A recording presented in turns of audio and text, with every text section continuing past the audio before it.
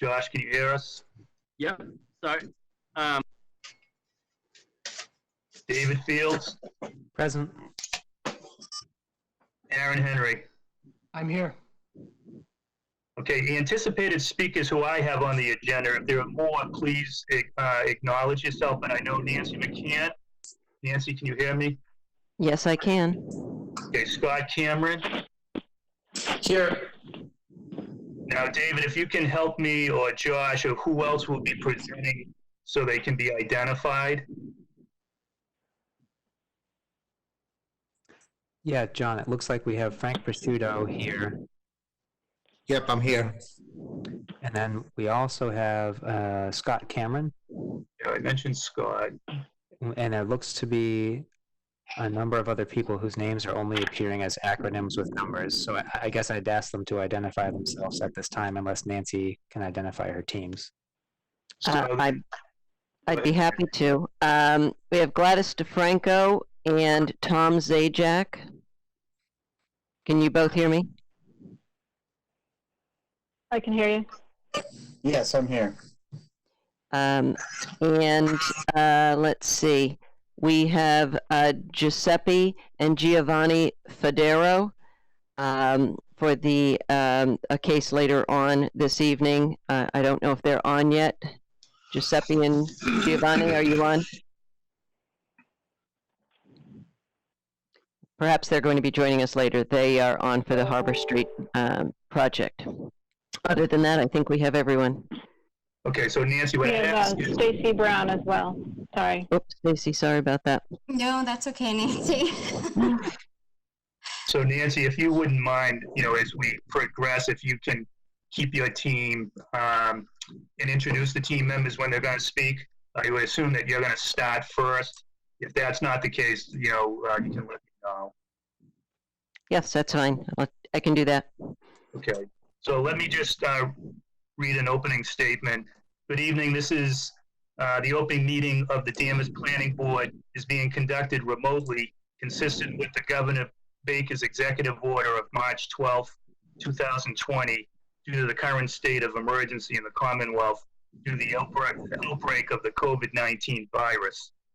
In order to mitigate the transmission of the COVID-19 virus, we have been advised and directed by the Commonwealth to suspend public gatherings, and as such, the Governor's order suspends the requirement of the open meeting law to have all meetings in a publicly accessible physical location. Further, all members of the public bodies are allowed and encouraged to participate remotely. The order, which you can find posted on the town's website, allows public bodies to meet entirely remotely so long as reasonable public access is afforded so that the public can follow along with the deliberations of the meeting. Ensuring public access does not ensure public participation unless such participation is required by law. This meeting will feature public comments. For this meeting, the Planning Board is convening remotely via WebEx app posted on the town's website, identifying how the public may join. Please note that this meeting is being recorded and that some attendees are participating by video conferencing. Accordingly, please be aware that other folks may be able to see you, and take care not to screen share your computer. Anything you broadcast may be captured by the recording. Meeting materials. Supporting materials that have been provided to the members of this body and will be shown during this transmission. The public is encouraged to follow along using the posted agenda unless I note otherwise. Ground rules. We now turn into the first item on the agenda. Before we do so, permit me to cover some ground rules for effective and clear conduct of our business and to ensure accurate meeting minutes. I will introduce each speaker on the agenda. After they conclude their remarks, the chair will go down the line of members, inviting each by name to provide any comment, questions, or motions. Hold until your name is called further. Please remember to mute your phone, this is real important, or computer when you are not speaking. So if people could mute their phones, I'd appreciate that. Please remember to speak clearly and in a way that helps generate accurate minutes. For any response, please wait until the chair yields the floor to you and state your name before speaking. If members wish to converse with other members, please do so through the chair, taking care to identify yourself. For items with public comment, we have established an email address for public comment, publiccomments@danvasmass.gov. This email address is shown online with the streaming of this meeting. Residents may email comments. They will be provided, read out loud after staff has confirmed their name and address. All emails must contain the date and phrase planning board in the subject line. Finally, each vote taken in this meeting will be conducted by a roll call vote.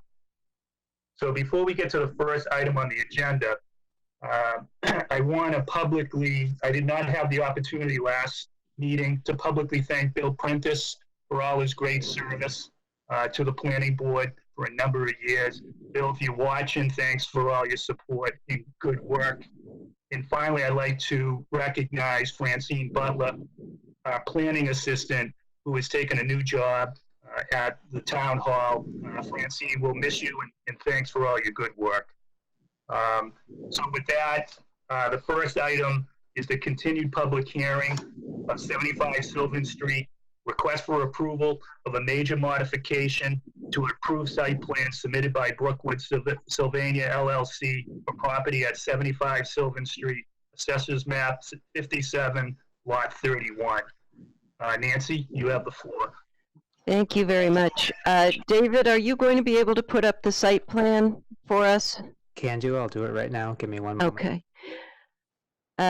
Thank you very much. My name is Nancy Buchanan, and I'm here on behalf of the applicant. With me tonight on this application, I have Gladys DeFranco, who was having trouble hearing us a few minutes ago, and hopefully she has logged back in. Stacy Brown, also from Brookwood, and Tom Zajac, the project engineer. You will recall, it's really a pleasure seeing all of your faces, I have to say. It's been quite a while.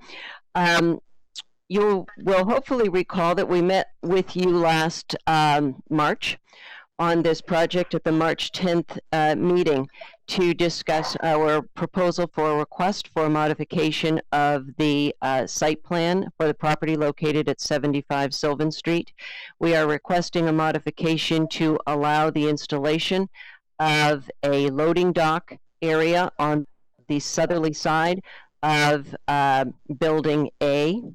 We made a full presentation during that hearing in March. Prior to that meeting, we had a neighborhood meeting where we had invited almost 100 neighbors to that meeting. We also had a meeting with staff, and then we appeared before you at the March meeting. Again, we did make our full presentation at that time. We are proposing the loading dock, as I said, on the south side of the building, and we had a very extensive landscaping plan. David, perhaps if you can pull that screen up of the landscaping plan that we discussed with the board at that time. We are proposing some 24 trees as well as 108 shrubs and grasses to provide screening for the loading dock. I believe that landscaping plan was well received by the board. We did hear comments from the neighbors as well as board members during that meeting. And at the end of the meeting, we were asked to investigate the installation of a fence. That fence request had come from abutters. We had discussed that at our neighborhood meeting as well as during the planning board meeting. And we were asked if we could investigate whether a fence could be installed along the southerly boundary line of the property, as well as behind the 172-174 Pine Street condominiums, the Hawks Landing condominiums. We were asked if we could investigate the installation of a fence in those two areas. During our bit of a hiatus since March, we have been looking into that possibility, and we had a meeting with 3 neighborhood representatives to discuss the installation of a fence. and we had proposed, as outlined in a letter that I submitted to the planning board, it's a letter dated June 15th, the installation of a fence, as we had been requested, along the southerly boundary line of the property from Sylvan Street to Pine Street. I can't use my cursor to point that out to you, but perhaps, David, I don't know if you're able to do that. We proposed a wood stockade fence 6 feet high. In place of, there is an existing, in the location generally of the existing chain link fence that, that currently marks the boundary line along the southerly boundary. We also proposed a similar wood stockade fence 6 feet high along the rear lot line of the Hawks Landing condominiums. And we presented those ideas to the representatives of the neighborhood group, and we were asked if we would be able to also run the fence along the side southerly boundary of the Hawks Landing condominiums as well. So we agreed that we would be able to do that. There is currently a stockade fence along those lot lines of the Hawks Landing condominium, the rear and the southerly boundary. We would remove that existing chain link fence and install the wood stockade fence in that area.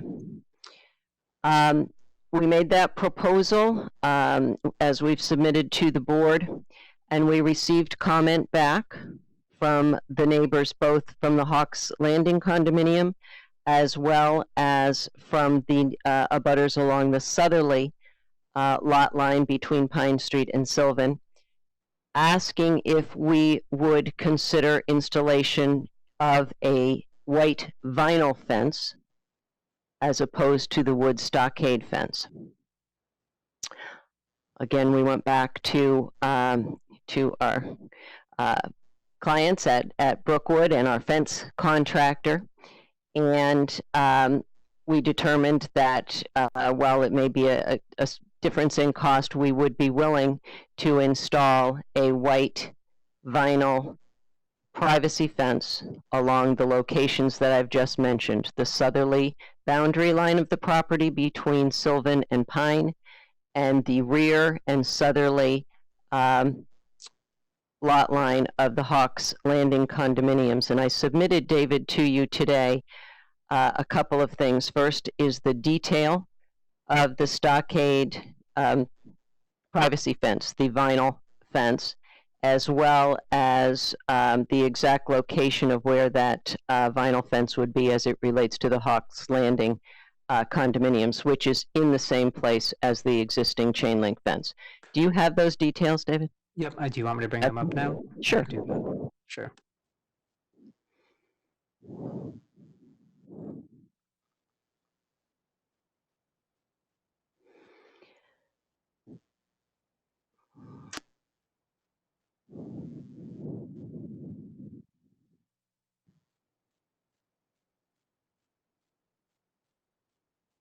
Can everyone see the photos?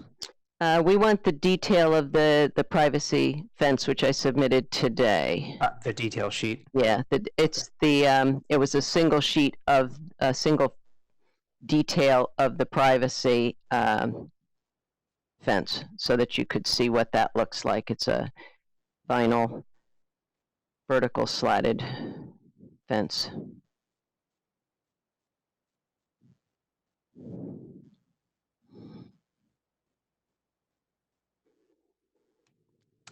At this point, I would ask Joshua, do you happen to have the document Nancy's referring to? Is it a detail sheet or is it a photo?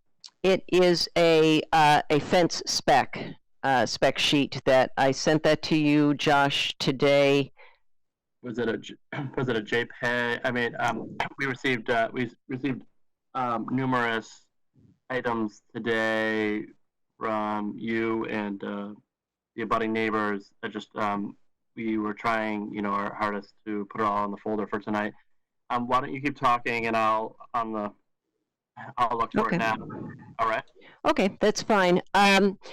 So I think we did a good job meeting with the neighbors and coming up with the fence proposal as the board had requested us to do, and as the neighbors had requested us to do.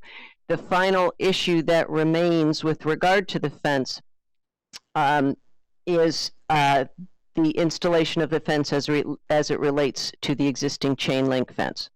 As I mentioned, behind the Hawks Landing condominiums at 172, 174 Pine Street, there is an existing chain link fence.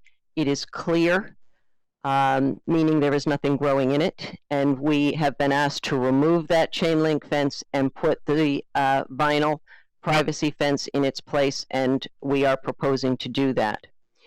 With regard to the fence, chain link fence that runs now along the southerly boundary of the property between Sylvan Street and Pine Street, that chain link fence is old, and there are a lot of vines and trees and things growing in that fence. I think David had a couple of pictures up a couple minutes ago that he could perhaps show us. That there's the vinyl privacy fence. Okay, so that shows you the fence that we are proposing.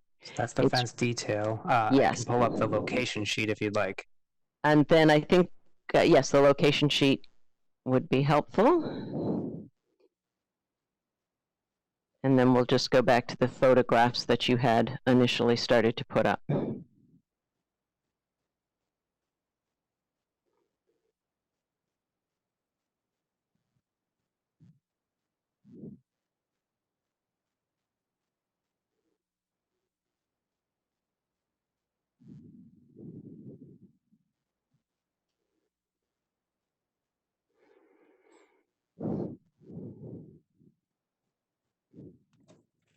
Is that what we're looking for? Okay, yes, that shows you the location, the highlighted location behind the Hawks Landing condominiums. So we're proposing along their rear lot line and then down their side lot line in the location of the existing chain link fence. So the chain link fence there will be removed, and the 6-foot high white vinyl stockade privacy fence will be installed there. And then if we can start getting to some of the pictures that you pulled up before, David, the issue with regard to the installation of the vinyl privacy fence along the southerly lot line of 75 Sylvan Street is the existing chain link fence that is there has a lot of vines. It has trees and things growing into it that we can see in the photographs. And we are proposing to install the vinyl fence along that lot line. And there we go. As you can see, this is down towards, that shows you the existing buffer that we have, which is quite significant along that southerly lot line. You see in the right-hand end, you can start to see the chain link fence that's there. You see things that are growing in it. And working with the abutter, if those vines and trees and things can be removed, we are happy to remove the chain link fence as we put in the new 6-foot high vinyl fence. That is not a problem in the area of the condominiums that are on Sylvan Street. As you move further down, David, you've got some other pictures there. That is further down. As you can see, the existing buffer is, again, quite significant. The fence will be running behind those forward plantings that you can see. If you can go on to the next picture, perhaps. And another one. Okay, that shows you that we have some distance in front of the existing chain link fence to install the new fence. And then can you go to the next picture, perhaps? There we go.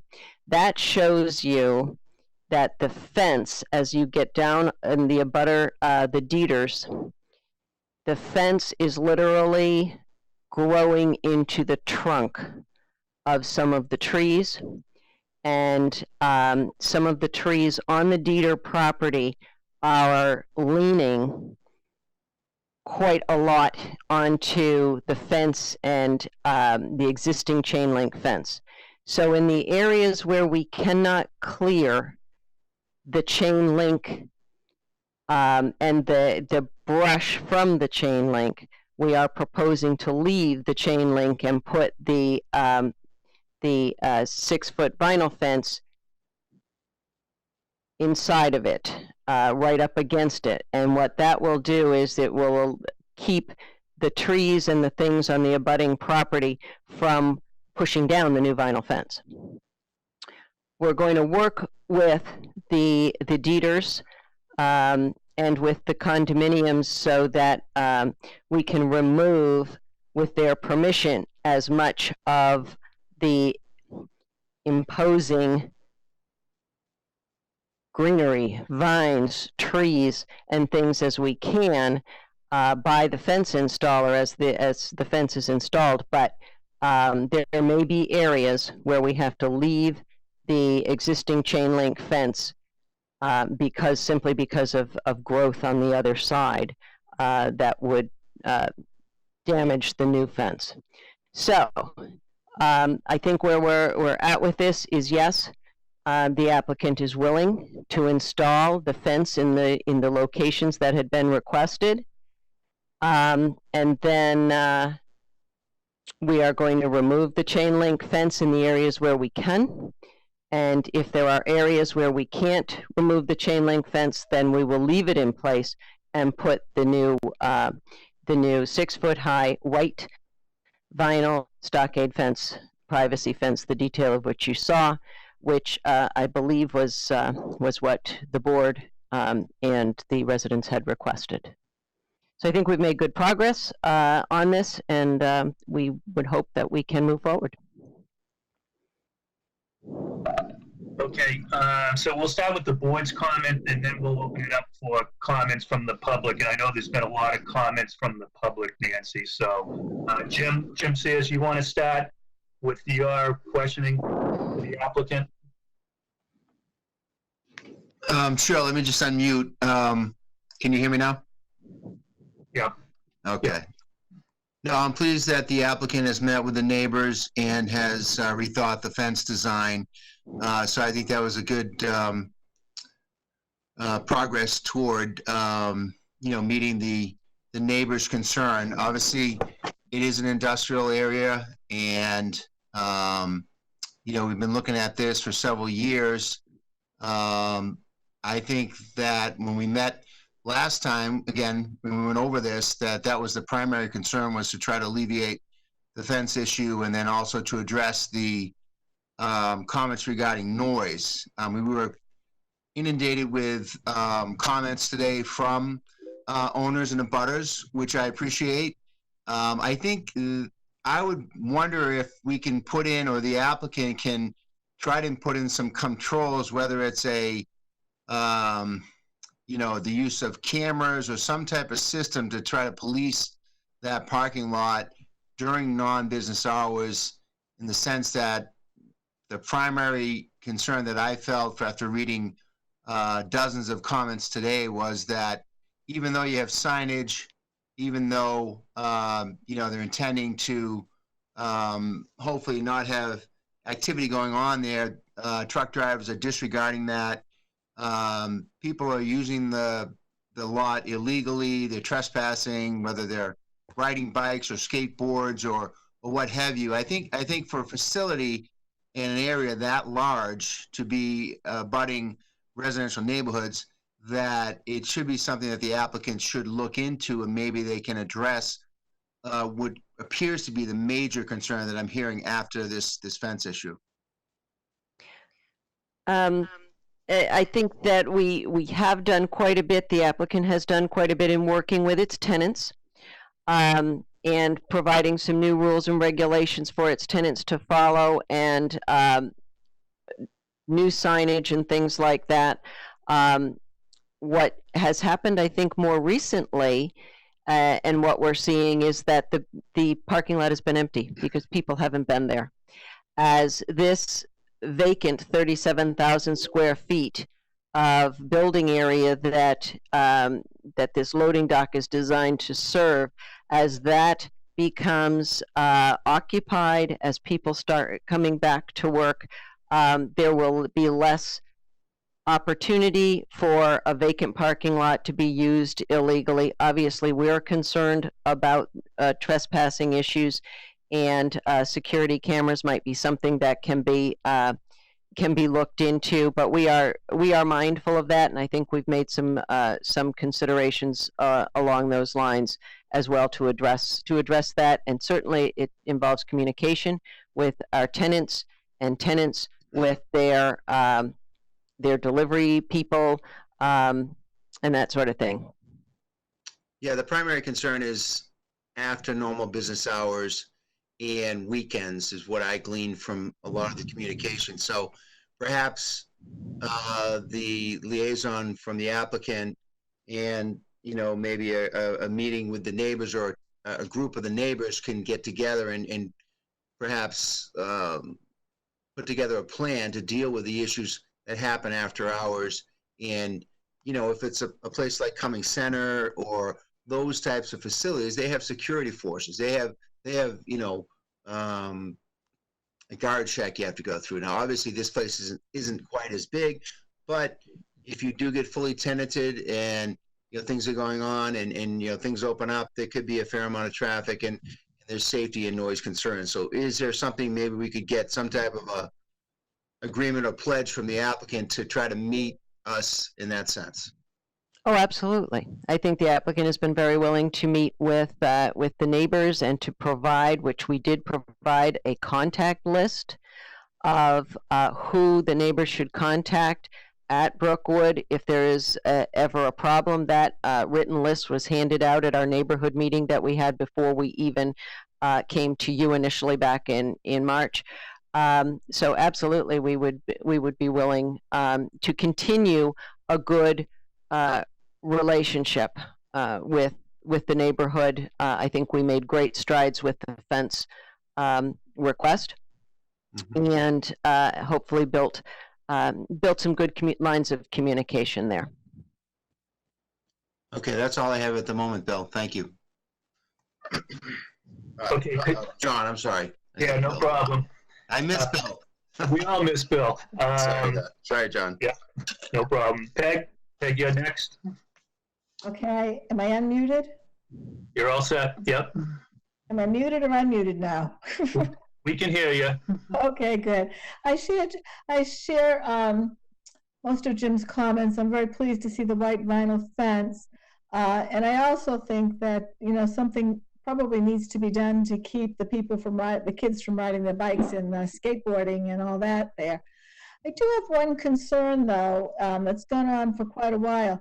We've had certificate of actions where there's not supposed to be any trucks running or any trucks parking over on the side. And I think one of the emails that came in showed a picture of a truck on the side again.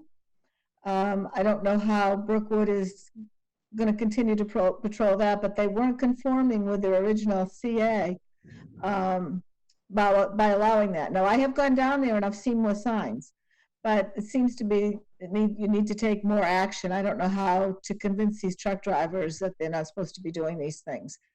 I agree that the chain link fence that the neighbors want removed is all grown over. I think that by putting up the vinyl fence in addition to the chain link fence is good. If you could remove that would be great, but it looks like it would be a difficult thing. So I think that you're trying to do everything that you can do, and unfortunately, you're an industrial parcel next to a residential. I think you've done all you can do to mitigate. I think Jim's idea of cameras are good. So other than that, I think you've come a long way. I was a little confused. We got so many emails today, and I was trying to go through all the emails. Which condo board voted to go along with this? Was it the Hawks Landing or what's the name of the other condominium that's on the other side? It was Hawks Landing. You should have a letter that was submitted yesterday. On that, I do not know the exact name of the condominium on Sylvan Street, but they had a representative that that was at our meeting that we had with 3 representatives from the neighborhood, and I think we have met their expectations with regard to the fencing. Okay, well, other than, you know, you have a certificate of action with conditions and they need to be complied with. Yep. And make sure that they're complied with this time. Mm-hmm. Absolutely. That's it for me, John. Okay, Lou George, Can you hear me? we can?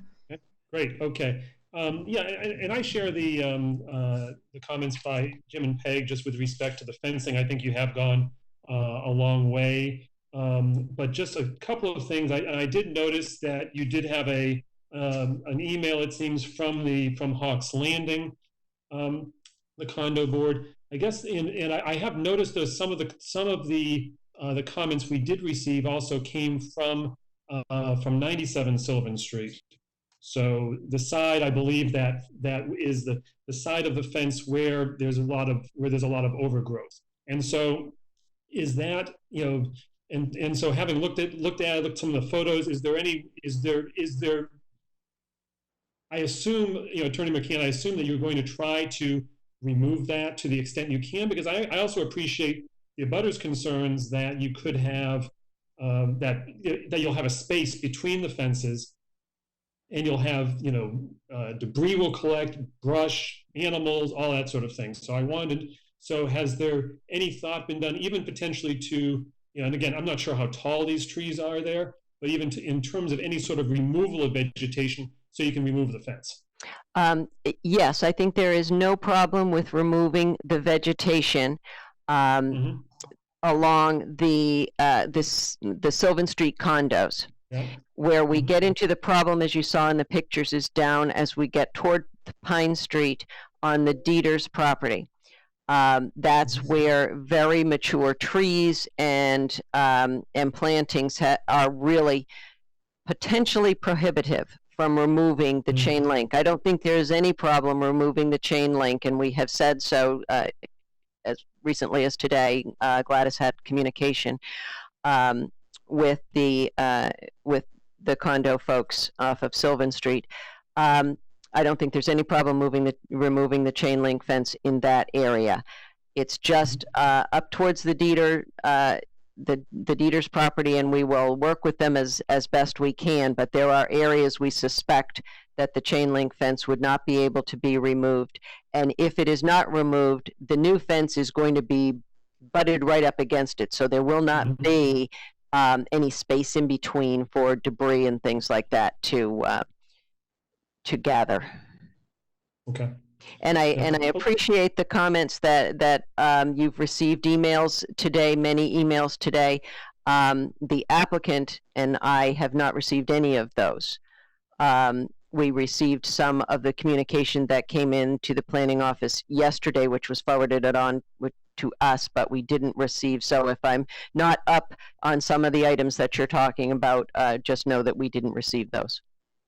Okay. And I just a couple of more questions just with respect to, again, so we're talking about the fence. I think it seems like for the most part that's been addressed. I do share the concerns as well about, you know, after hours use and just being, you know, really being careful that you all are on top of sort of the use of the property. I think security cameras might be certainly a worthwhile investment. Speaking of trucks and such as well, do you have any anything further to add? I know we also spoke about at the at the last meeting, and we've received some comments as well related to the vehicle circulation. Vehicle circulation. Do you have anything further to add on that? Because I know that various abutters, I believe in Adams Street, had concerns with respect to the circulation of trucks. Yeah, we had discussed that. You're right, at the last meeting, and I think the new loading dock area, and the circulation pattern that will be set up as a result of that new loading dock area is actually going to improve the circulation because we have new signage, and it will be all of the trucks doing the same thing. They will be doing a counterclockwise movement coming in off of Adams Street and exiting off of Sylvan Street. They will all be doing the same thing, and they will understand it once they're educated, and we will be doing that, as well as our tenants will be doing that with the signage. And the new loading dock area will actually create the path, as you can see on the site plan, that I think will improve the circulation. Okay, got it. Okay, I have no further questions right now. Thank you. Okay, Tori? Yeah. Tori, you're up. Can you hear us? Yeah, can you hear me? Yeah, you're all set. So I had the same kind of question about Adams Street, and I think that's mostly been answered. Is Adams Street wide enough for these tractor trailers to get into the facility, or are they backing up to get into the driveway? No, that has been the route that the tractor trailer trucks have utilized for many, many years. The existing loading dock is at the rear of the building, and that's how the trucks come in, and it's set up so that they can make that maneuver.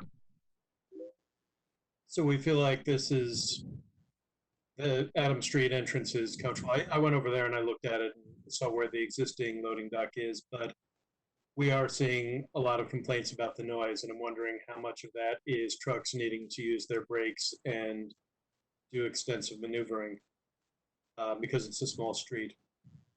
The fence thing, frankly, I don't get the inability to remove chain link fence. That sounds like an eyesore that's going to last a very long time. Is there a reason somebody can't just cut the chain link fence where it goes into a tree or something? We're going to do that where we can. If we can snip it and things like that. The problem is that there are a few trees, and again, we'll work with the neighbor on this, where the chain link fence is actually holding up the trees. And if we take the chain link fence down, the trees are going to damage and fall onto the new beautiful stockade fence. So in those cases where there are going to be cases where these chain link fence is actually going to be a barrier to help protect the new fence. Hopefully we can take it all down. We do appreciate the desire for that, but it's going to have to. We are going to work with the neighbor on how that can be done as best we can. I continue to have concerns about the fence. It sounds to me like a small, short-term solution for a long-term problem. I think this loading dock is going to last longer than this fence. And I'm concerned about the upkeep of the fence, especially since the one that's there has not been kept up. And I'm concerned about the sound buffering effect of this fence and whether it's really going to make enough of a difference that the neighbors don't feel the impact of increased traffic. I think the sound buffering aspect of the fence was perhaps not as great a concern as the aesthetic aspect and putting up an attractive fence that is solid, that you can't see through.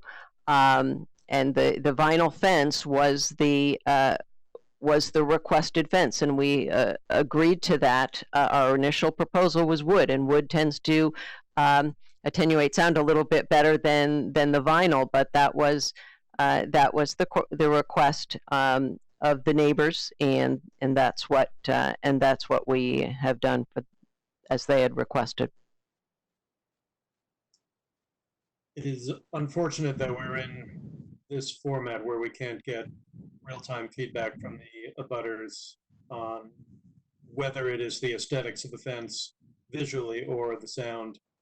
That's the biggest factor. What stood out to me most from all the letters we got was complaints about the noise. Mm-hmm. Well, we are working with our tenants to work with their truck distributors and carriers to make sure that they're not idling on the property. We've got the signs up so that there is no idling, and that's an enforcement issue that we're working with our tenants on. The maneuvers around the building and into the new loading dock, it has been designed, and perhaps our engineer, Tom, can speak to this, to minimize the backups, which is the beeping that, you know, that's an OSHA thing. We can't do anything about that, but we can try to minimize the maneuvers, which is what has been done with the layout. The same is true of a couple of different designs that we looked at that would have caused more backups and maneuvers for snow plows. We've tried to keep a clear lines of paths for snow removal so that, again, we have less maneuvers, less noise. And Tom, do you have anything that you can add to that with regard to the design? Thank you, Nancy. Tom Zajac, I'm a civil engineer for the project with Heener Swanson, offices in Burlington, Massachusetts. I've been involved in this project since back in 2018 when we first appeared before with this concept. I wasn't able to make the last meeting. My colleague was in attendance on my behalf. But we have, from the beginning, we have taken a number of both design steps and then Brookwood in terms of the operations to try to mitigate noise, to try to listen to the neighbors' complaints. Nancy hit a number of them already with regards to snow plowing and trying to provide some uniformity in terms of truck movements in and out of the site. All this in an effort to minimize the backup alarms, which we've heard from the neighbors.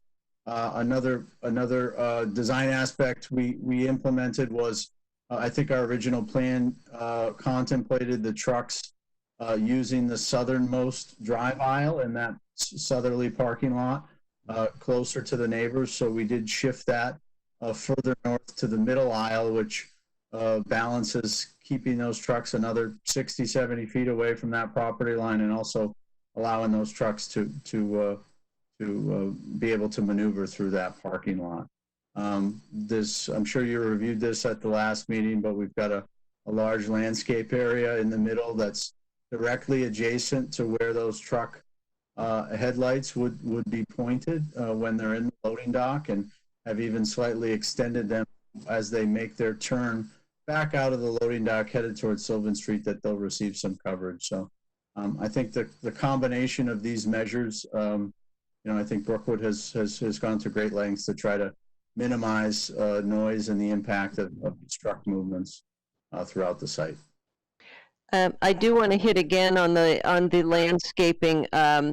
We've been discussing the fence, but the landscaping, as Tom just mentioned, is significant. The landscaping proposal here is 132 trees and shrubs going into this area. And when at the last meeting, when we started to talk about, well, could we do a fence? I made a comment to the board, well, perhaps we can reduce the amount of the proposed landscaping and put that money towards a fence. I specifically remember Mr. Sears not being happy with that idea, and we did not reduce the amount of landscaping being proposed. So while we thought the landscaping plan initially was certainly sufficient to provide both sound and light buffering for the proposed loading dock as well as the existing conditions, we've added to that with the fence. So we really have a two-pronged approach here with fence and a lot of new landscaping. That's Okay. all. Sam, you all set, Tori? Yep. Okay, so, I mean, I want to congratulate the applicant too. I mean, there's been a lot of interaction with the neighbors, which is something that's very important to this board, and especially during these times. Nancy, I'll give you, there's been a lot of feedback tonight through emails in our chat. So we will, obviously give you a big picture of what's being discussed. David or Aaron, maybe you can start reading them. But before you do that, the overall concern that I have is the same. I like Jim's idea around security cameras or doing something to intensify the management of the property. The comments that I've read, we've already brought up, there's a number of people that would rather not that chain link fence be up at all. I mean, I think you've addressed that from your perspective. There are some concerns from neighbors on Adams Street that vehicles are, being parked out there. So there's been a number of comments, from the public. We ask that you continue tonight to give us your feedback. So David or Aaron, why don't I turn it over to you to give the applicant some of the feedback that we're getting from the public.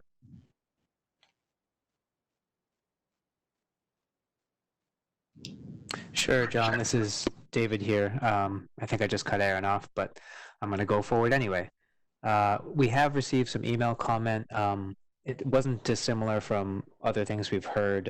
It was mostly about landscaping with respect to the vines on the fence, and that I can't tell if this emailer was in favor of removal or not. He just says the vines die back during the winter and come back during the summer. And we had 2 emails from a Linda Dieter saying that the landscaper, I assume she means their dump truck or van, was parked next to their property all day.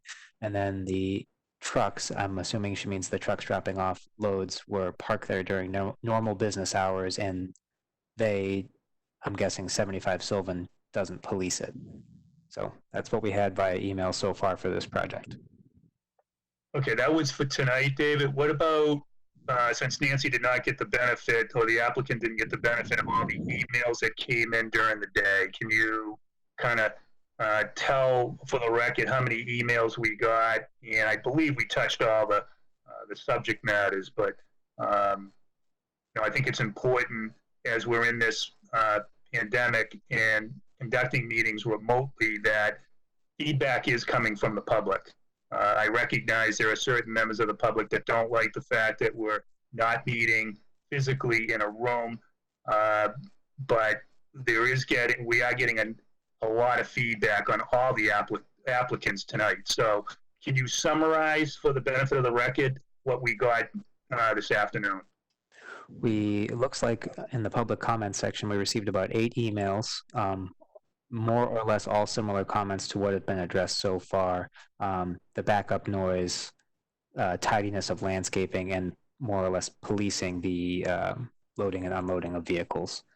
So there's been a number of emails that have come in specifically for this project, and I know Aaron has received phone calls. So we are getting them. They're coming in real time, and we're entering them into the planning board in our chat feature. So Aaron, I don't know if you have more from the phone. Hi, David. Hi, everybody. This is Aaron. We've got 3 phone calls, and again, I did enter them into the chat, but for those at home who might not be able to see it, we did have a comment from Bill Bradstreet, a town meeting member and resident of 18 Essex Street, that he was opposed to 2 other items, and again commented that he would have preferred an in-person meeting. And then as it relates to 75 Sylvan Street, we received 2 phone calls, one from a Bodhi Khalif regarding the chain link fence, and feels that it should be completely removed in that it does collect things, and they thought the white vinyl would be preferred. Then there was a second call also from the 97 Sylvan Street Condo Association that again felt that the existing chain link fence has been broken in many parts, is falling apart, and should be completely removed and then completely replaced with the white vinyl that was being discussed. I know they were concerned that leaving it in parts, they felt would be unacceptable to them. And then I did get a third call, and I apologize, the connection was poor, I was unable to get the person's name, but it was really a comment that neighbors should reach out to the police department if there are trucks idling there, because as a posted, once that's posted, they can act on that, and that will in effect lead to not only a stop by them to swing by the site and see what's going on, but also provide notice back to the property owner and to town hall that something was up. So I apologize, I was unable to get that person's identification. It was a bad connection and they spoke fast. And that last point was something that we did discuss during our neighborhood meeting and had been discussed with the neighbors before, that if there is something going on after hours, certainly call the police. They will report it to us, and then we'll know that it's going on. But we will continue to monitor the site. We will look into the possibility of doing some security cameras. I think there may be some already on the back side that we might be able to install those and look into that as an option for monitoring the facility. As far as the landscaping trucks, we did mention at the last meeting that the landscaper is on site typically on Tuesdays, and the landscaping truck that you got an email on or a phone call on today was working on the site. So yes, the truck is going to be there. And during the day, during working hours, this is an industrial site in an industrial zone. There are going to be trucks there during the day. So that is not uncommon, nor is it prohibitive. But we understand the monitoring has to go on. We did see the comments about skateboarding and things like that. I think that was the first time I saw that comment being made. Even during our various community meetings, I don't recall hearing about a complaint about kids and skateboards and using a large parking lot to ride their bikes and things like that. I hadn't heard that complaint before, but if that is an issue for the neighborhood, we can certainly look into that. Okay, is there any other comments from the board?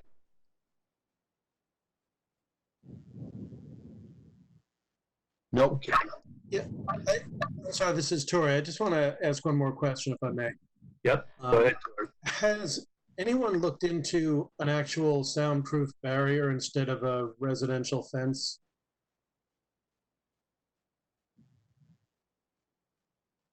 That's not something that the applicant has looked into. We've had the chain link fence with lots of landscaping in it, grown into it over the years, and now we're proposing the stockade fence with additional 100+ plantings in front of it as a barrier. Thank you. So David and Josh, the next step in this process. Yes, sir. Go ahead. Sorry, John. Josh, if you were going to jump in, let me know. But okay, I'll move forward. This is David for the record. So, John, a couple things here, depending on what the board wants to do. If it's the will of the board to motion for a vote this evening, they could do that. Obviously, we can, continue the meeting if that's the will of the board to the next meeting, which would be July 14th, I believe. That's up to the board. If the board does motion to go forward, outside of the current state of emergency, we have had advisement from town council that the board has been reading the decisions verbatim into the record, and council has advised that that's not actually necessary to do. None of our other boards or committees do that. So if you'd like to take a vote this evening, which is up to you all, you could do that. staff would advise that if there are conditions you'd like to place on this, that you do speak those aloud. And in the meantime, staff will have about 14 days to draft a decision and get it to you all to sign. So that's out there for the board's consideration. However, really at this point, it's you could vote or continue. Those are your two options. I don't know if Josh has anything else he'd like to add.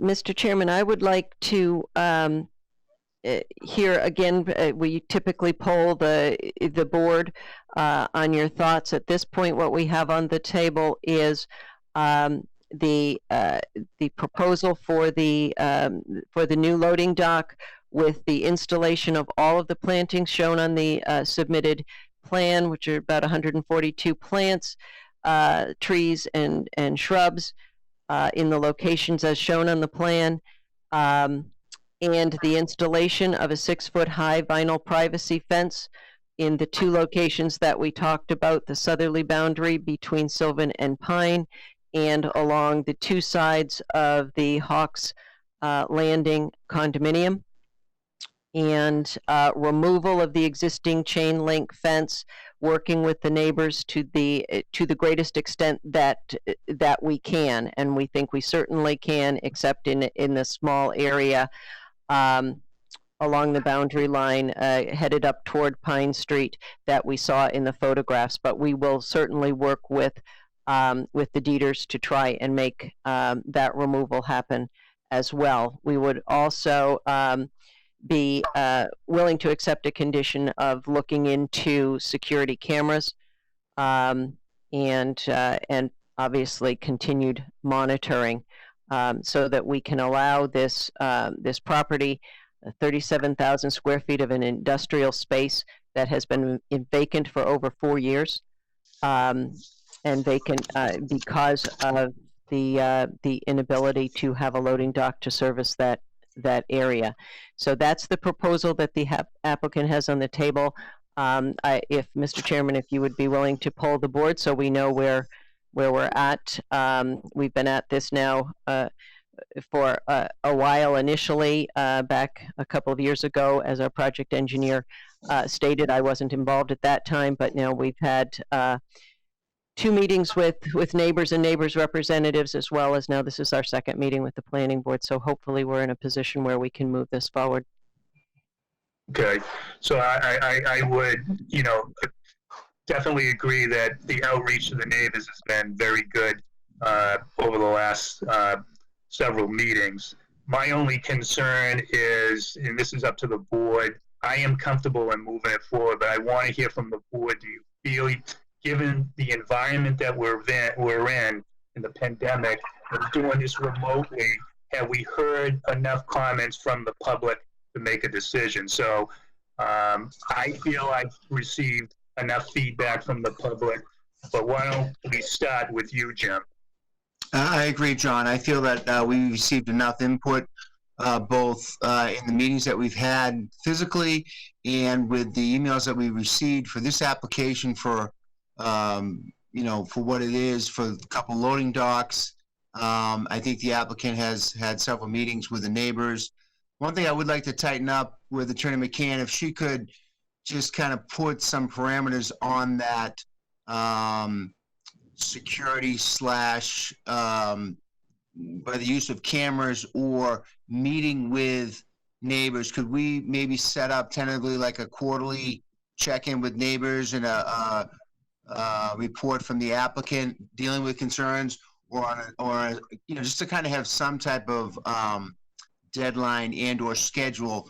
I know on other projects we've said that, come back in 6 months for a review or annually for a review. I don't know if we need to do that here, but I know that, in light of all the comments, if we could put some parameters, I'd be satisfied with that and able to vote on it this evening.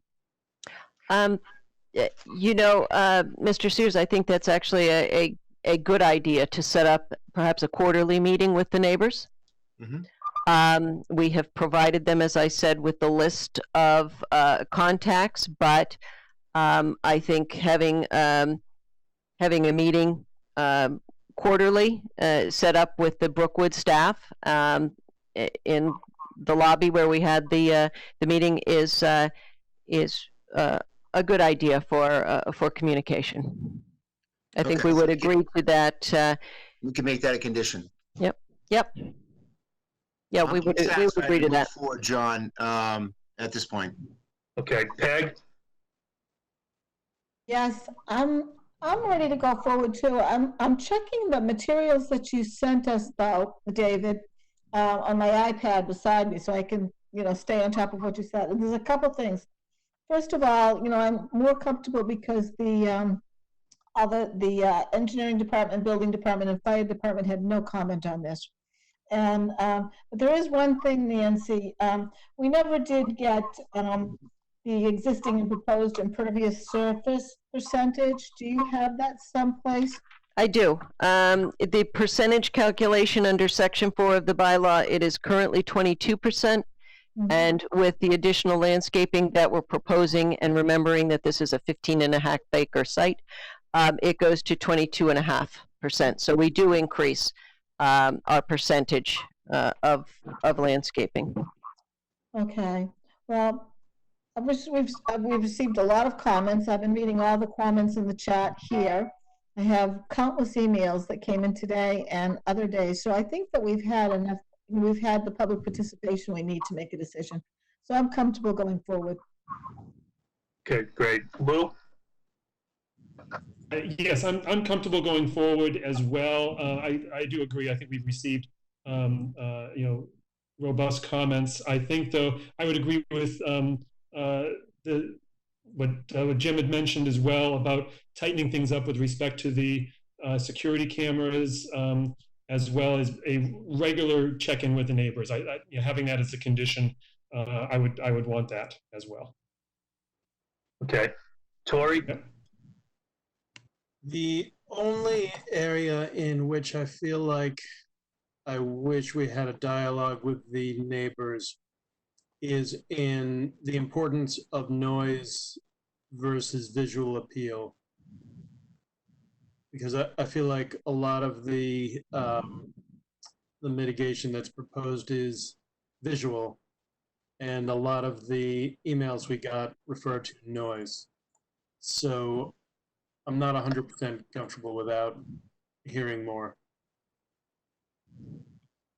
And my comment on that again is that the landscaping that we're proposing is going to do a great deal for noise attenuation over existing conditions, as well as any resulting from the new loading dock. And the fence will only improve that.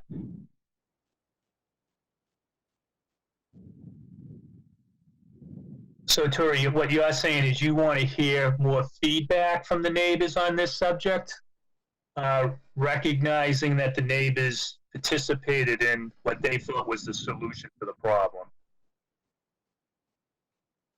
Yeah, I don't want to be the fly in the ointment here, but what I'm seeing in the comments is concern about the noise. What I'm seeing in the plan is a lot of stuff that will improve the visual appeal of the property, but I don't think a vinyl fence is going to do a whole lot about the noise. Am I an expert? No, but we're not hearing from an expert. There are noise barrier products on the market, and it doesn't seem like anyone has investigated whether those are feasible, at least in part of the location, whether a 6-foot high fence is even high enough to mitigate the noise of a tractor trailer. Yeah, I'm concerned that the proposal we're hearing does not address the complaints that we're hearing. And if I were to hear that, in fact, the neighbors are more concerned with the visual appeal than the noise, that would sway my opinion. And again, I think we're addressing both issues with this as best we can. This is an existing industrial facility, and I think we've made great headway in addressing the issues for the purposes of adding this this small loading dock for the vacant space.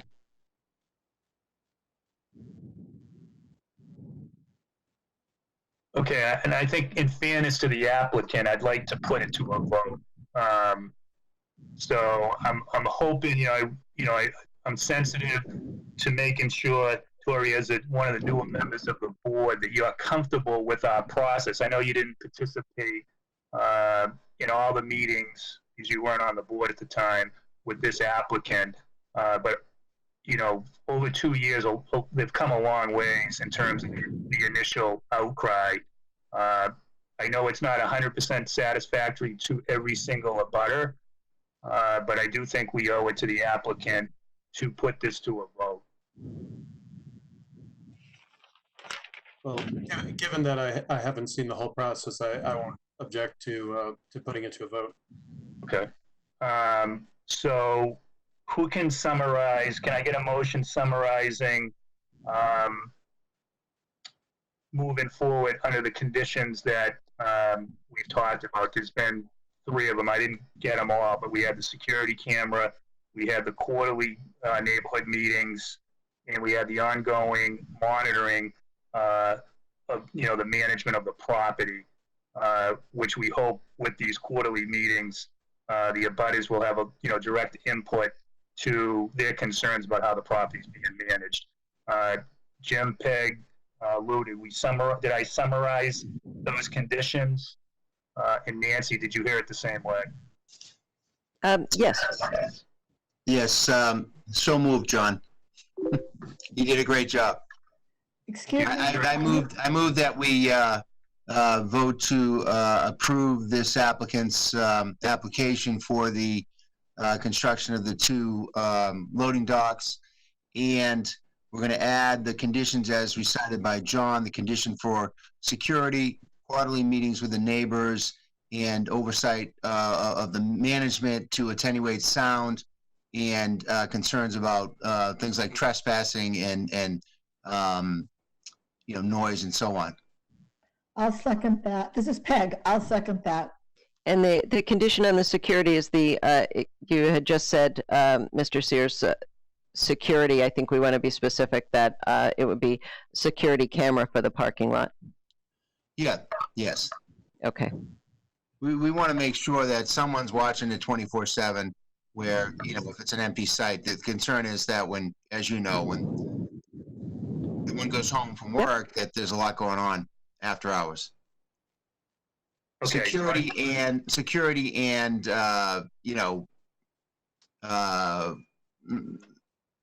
action to deal with drivers that are not following the rules. Yeah, well, the cameras will help Brookwood manage the property for better if there's violations, if someone's not playing by what you guys have established are the ground rules of occupying the space. So I think that's a great idea. Mm-hmm. So I have a motion. I got a second. Is there any other discussion? Because now we'll go into a roll call vote. John, Lou, I got a question. Go ahead, Lou. Mr. Chair. Yep. Just a question, and I just for clarification, I want to make sure, and just in case I didn't miss anything, the fence itself, is that required as a condition as well? I know we've talked about all the fence, but is that actually required? Is that actually part of is that actually a condition? Yes. I mean, that was my understanding all along. Correct, Nancy? I think the fence is part of the application package as well. Yes. So. I would agree with David, yes.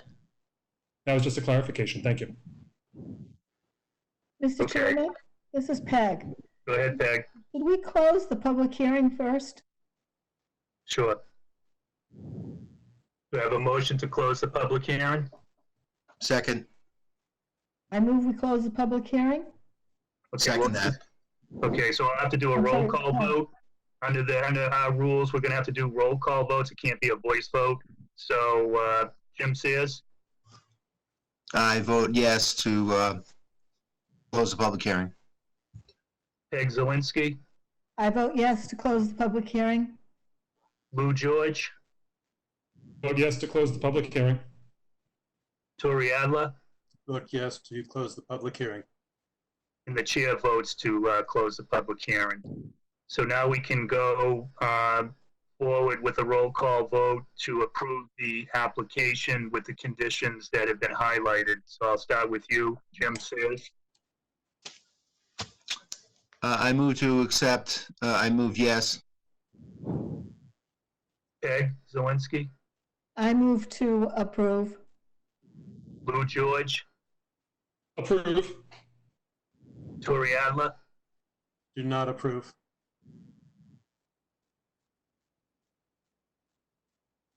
Tori, can you hear us? Yeah, are you able to hear me? Now I can. Sorry. Move not to approve. Not to approve. And the chair votes for approval, so the motion carries, or I should say the approval carries 4-1. Thank you very much. We appreciate your time on this and the neighbors' participation as well. Thank you, Nancy. The next item on the agenda is a continued public hearing of 13 Essex Street. Request for site plan approval submitted by Harold Perry for property at 13 Essex Street pursuant to Section 4 of the zoning bylaws. Said property is in a residential 1 zoning district. The applicant is proposing additional parking on the site. This is to be continued without discussion at the applicant's request to the planning board meeting scheduled for Tuesday, July 14th, 2020. David or Josh, do I need a vote to continue this, or is this You would need automatically? You could do a vote to continue, yes. Okay, so can I have a motion to continue this? So moved. Okay. Second. Okay, any discussion? Okay, so we'll do our roll call vote. Jim Sears, Affirmative. Jim, you got to approve it. Are you on mute? Yes, I approve. Okay. Peg Zawinski, Approve. Lou George, Approve. Tori Adler. Approve. Okay, and the chair approves as well. So we have the next item, public hearings, 13 Essex Street, request for a special permit and site plan approval submitted by Harold Ferry for property at 13 Essex Street pursuant to Section 18.4C and Section 4 of the zoning bylaw. Said property is in Danvers Town Center, live/work district, zoning district. The applicant is proposing to convert the existing 3-unit building into a 5-unit building. The applicant wants to continue discussion to the next scheduled meeting of Tuesday, July 14th, 2020. Can I have a motion to allow the continuation of the public hearing? So moved. Second. I have a first and a second. Any discussion? We'll go with the roll call vote. I'll start in a different order. Tori, Yes. Lou, Yes, approve. Peg, Yes. Jim, Yes. Jim, can you hear us, Jim? Yes, I said yes. Approve. Okay. Okay, and the chair approves as well, so we'll meet with the applicant on July 14th. The next is a public hearing, 6 Cherry Street, request for special permit and site plan approval submitted by ANFM Realty LLC for property at 6 Cherry Street pursuant to Section 18.4C, Section 18.13, and Section 4 of the zoning bylaw. Said property is in the Danvers Town Center Live-Work District, zoning district. The applicant is proposing to convert the existing 3-unit dwelling into a 4-unit dwelling. I believe, Nancy, you have the floor. Mr. Chair, may I make a Go ahead. Mr. Chair, this is Lou George. Yeah. I have a point I need to make at the outset. Okay. And I'd mentioned this to earlier to David, but I'm not sure if I wanted just to let the chair know is that I actually am on the board of trustees of the Danvers Historical Society, and apparently in reviewing the plans in preparation for the meeting, I noticed that the immediate back abutter of the property is Danvers Historical Society property, so I need to recuse myself from the consideration and participation of this proposal. So I wanted to seek the chair's advice in terms of how to go about doing that today. I know we're in a remote setting.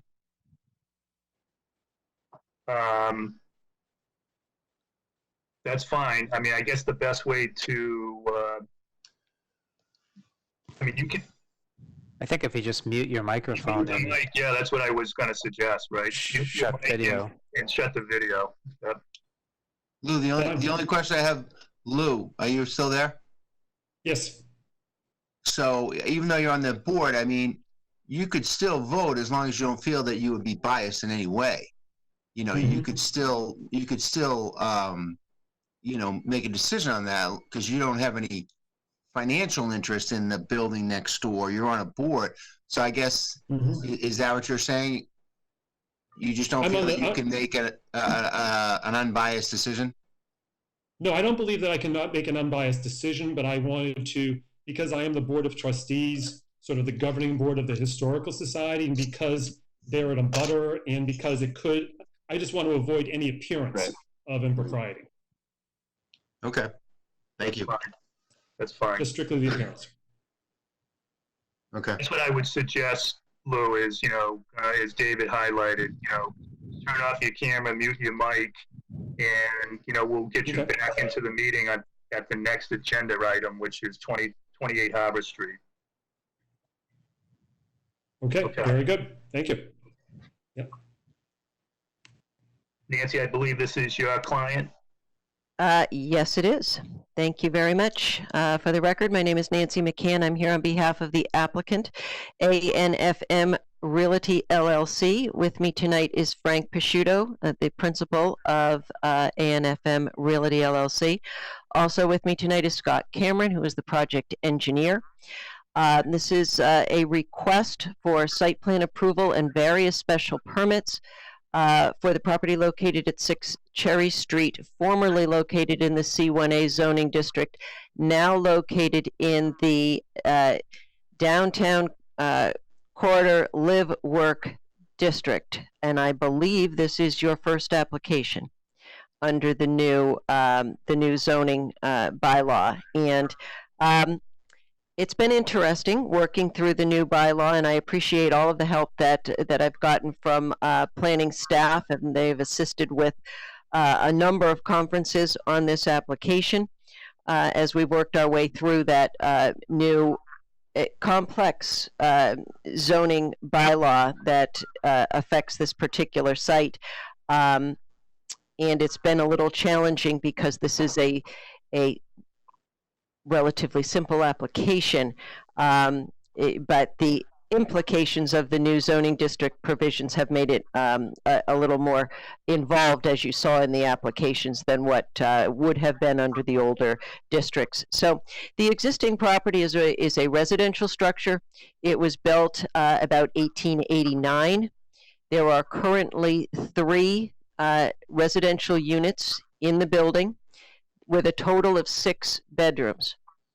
What we are proposing is an interior renovation of the existing building to convert the 3 units and 6 bedrooms to 4 units and 5 bedrooms. So we are actually decreasing the number of bedrooms on the site, but we are increasing the number of units from 3 to 4. The property was acquired by the applicant in August of 2017.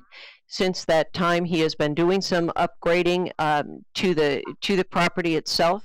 We worked with the Preservation Commission to allow the removal of an old dilapidated garage that was on the property. That has been removed from the site, and he's done some other upgrading of the site. Again, we're proposing interior renovations only. There is no new square footage being added. There is no increase to the building being proposed, no new square footage. We meet the new parking requirement for 1 space per bedroom, so we are showing that on the plan. But while this, under the new zoning, we have a number of different ways that we have to go about seeking the approval of what is interior renovations, no changes to the exterior of the building, and converting the property from 3 units and 6 bedrooms to 4 units and 5 bedrooms. We are actually requesting a number of things. The first is site plan approval for the change in use from 3 units to 4 units. We are seeking a number of special permits under the new zoning bylaw. As I'm sure you are intimately familiar, there is not a provision for waivers anymore in this zoning district. So what we have to seek are special permits for any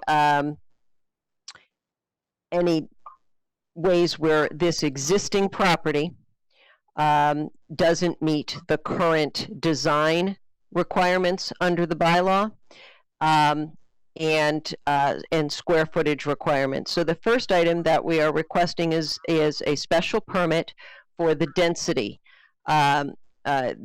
bonus. So the number of units, 4 units, that we are proposing on this site is permitted in this zoning district, but it's permitted by special permit. We have 1,832 square feet of area per unit, and that is within the special permit range for the number of dwelling units that we're proposing.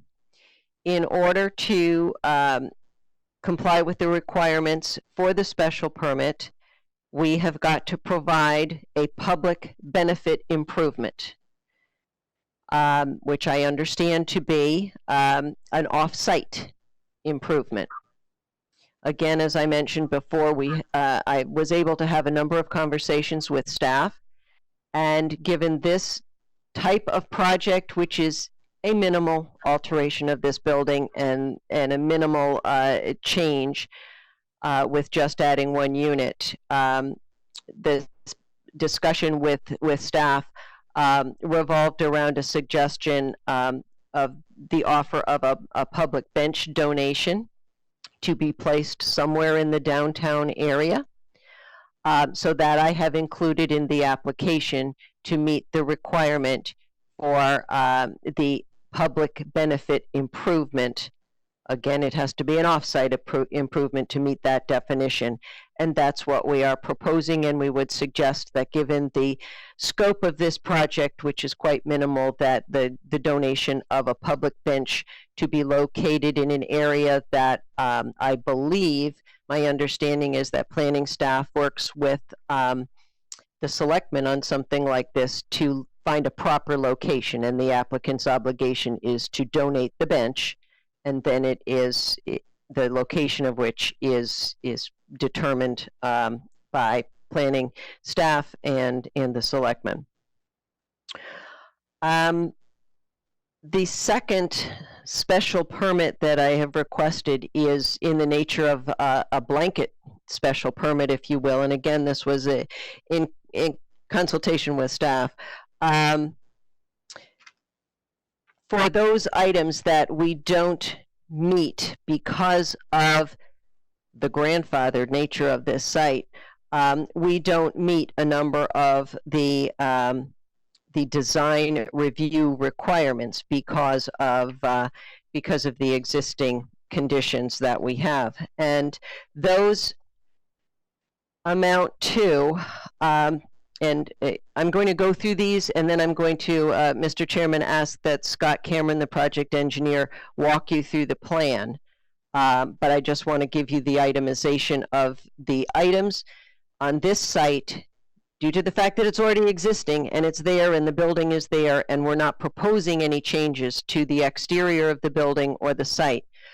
Under the new zoning bylaw, we need to request a special permit waiver for the parking placement because of the location of one of the parking spaces, which is existing, but it is closer to the street than permitted under your current new bylaw.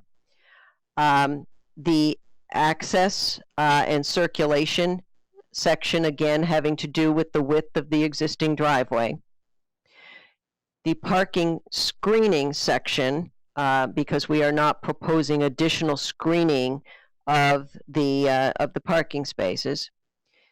The building placement, because the building, 1889 building, is located too close to the sideline under and the rear line under the new zoning. The build to zone occupancy calculation. This was an interesting one, I have to say, for me as I worked through the calculation. The existing building isn't wide enough under your new zoning bylaw. So we have to request a special permit because the building isn't wide enough. So we've requested that. And then it appears to me that there are some deviations between table 18.9 under the bylaw and table 18.7. So again, these would normally be under the bylaw. Previously, would have been considered grandfathered conditions. And under the new bylaw, they are not, and we have to ask for special permits for these design items. So that's what we have done. And then we have just a couple of waivers under section 4 for site plan approval, and that would be the sheets of the site plan, because we really have an existing condition and we have a proposed condition, and there are virtually no changes between the two. And the aisle width, again, for the driveway, which is an existing condition. It's 12 feet 9 inches and or 12.9 feet, I should say, and that requires a waiver. So I think what I'd like to do at this point is turn it over to Scott Cameron to walk you through the plan, because I've just thrown a lot at you with regard to the new bylaw. And then we'll come back and I can talk a little bit about the affordable component, which is part of our application as well. So David, if you have the site plan that you can pull up, and Scott, if you want to walk through the plan.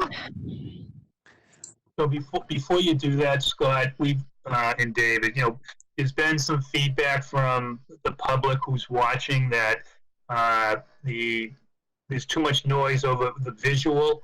So if we can just mute our mics, whoever's talking, so that the audience can follow along.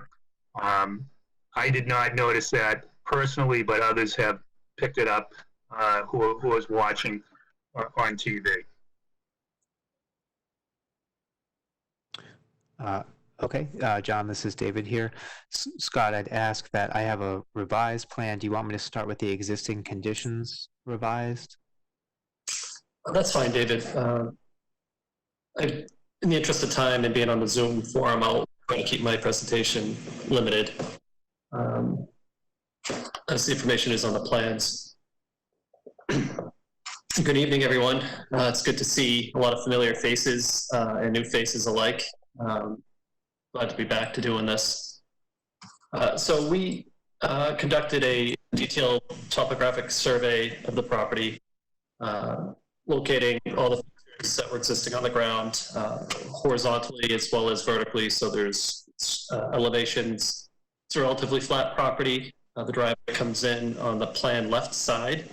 I don't know if, David, you were able to zoom in a little bit on the plan view area, make the picture more visible. But progressing through, when we did the survey, really our goal here was to document as much existing detail as we could find present. So what you're seeing here is a picture of what the property looks like today.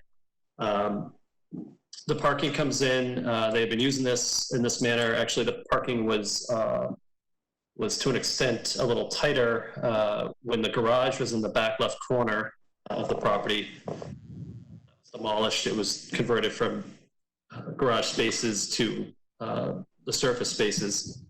The 3 spaces in the back, and then the 2 spaces parallel on the left side of the access through.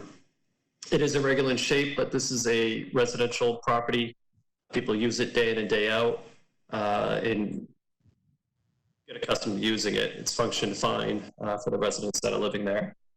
The existing building contained 3 apartments with 6 beds. As we're going through and looking at, I guess, the second plan, which would be the proposed site plan, that building's being converted to 4 apartments, 5 beds. And as an engineer, you know, when we look at measuring impacts, the number of apartments, from my perspective, doesn't matter so much as the number of beds, because the beds are really driving occupancy, not so much the number of units. So we look at, for example, wastewater flow would be measured on a per bed basis, the same as the water supply. Parking is often based on number of beds. So I looked at this from the perspective of we're reducing impacts, even though adding an apartment, reducing the number of beds makes it a smaller use, or less intense use in the property. So our goal with the proposed plan, because really Frank had invested quite a bit already in updating the exterior of the building. The property is in immaculate condition. We kept all the existing landscaping. I tried to detail some of the lighting I was somewhat concerned about, just to make sure floods are pointed down. If there are any sconces, which have the vertical illumination, residential scale, some shielding just to prevent any potential glare, which can be done very easily. I documented the area where the snow is stored now. It's in the back grass yard area behind the building. And we did also detail to add some splash pads on the downspouts, which currently just drain onto the ground. This would help spread out the storm water to promote it to infiltrate through the lawn, so it doesn't come into the street.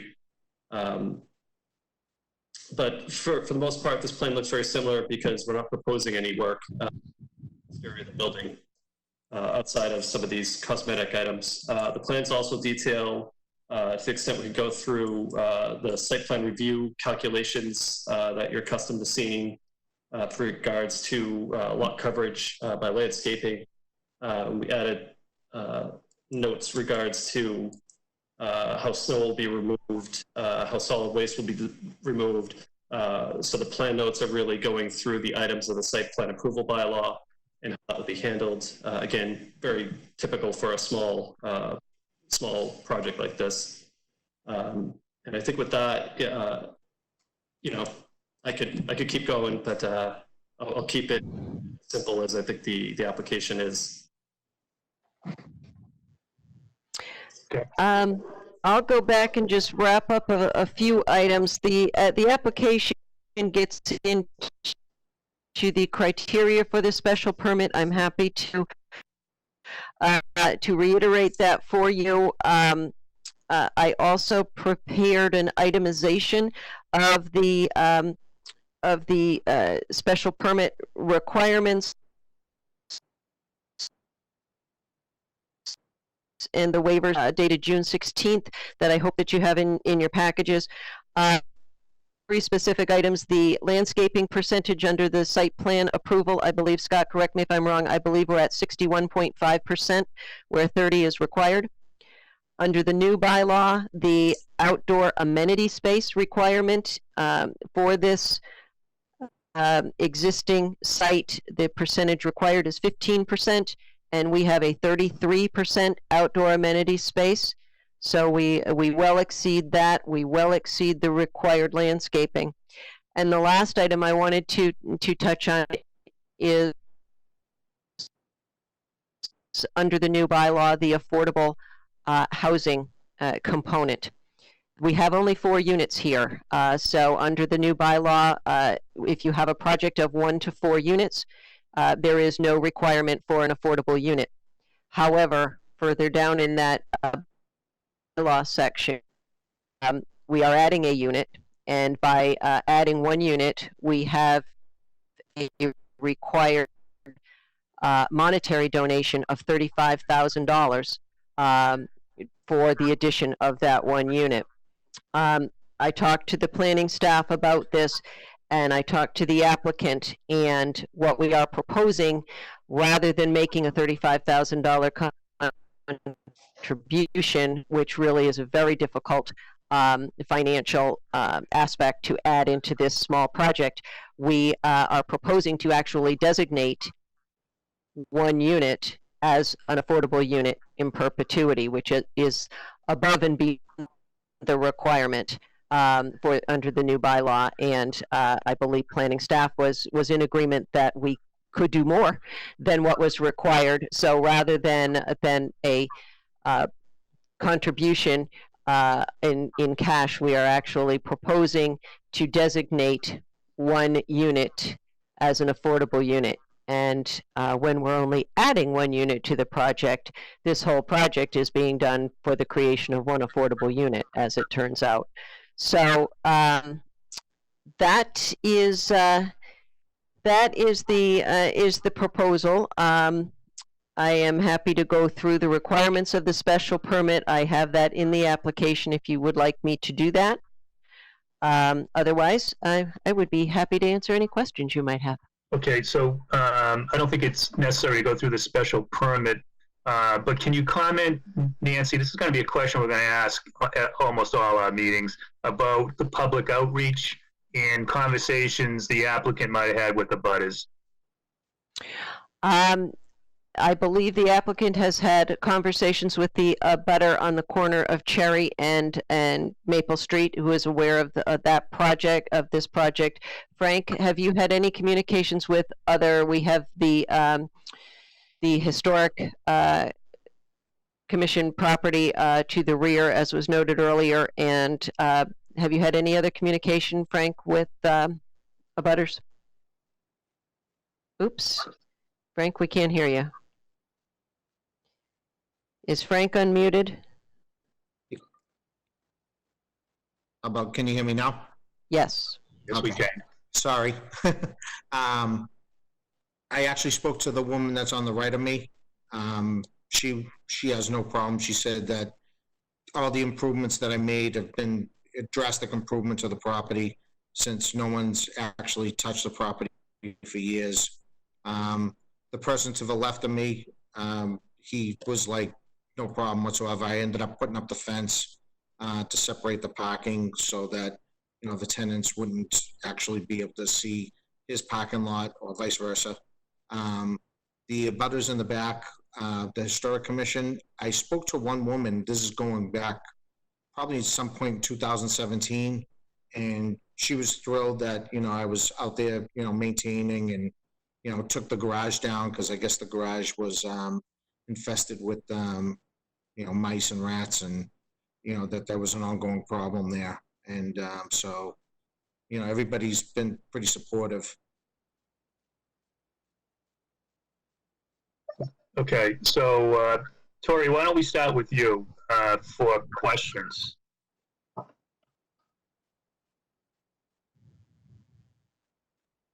I don't have any questions on this. This is right in my neighborhood.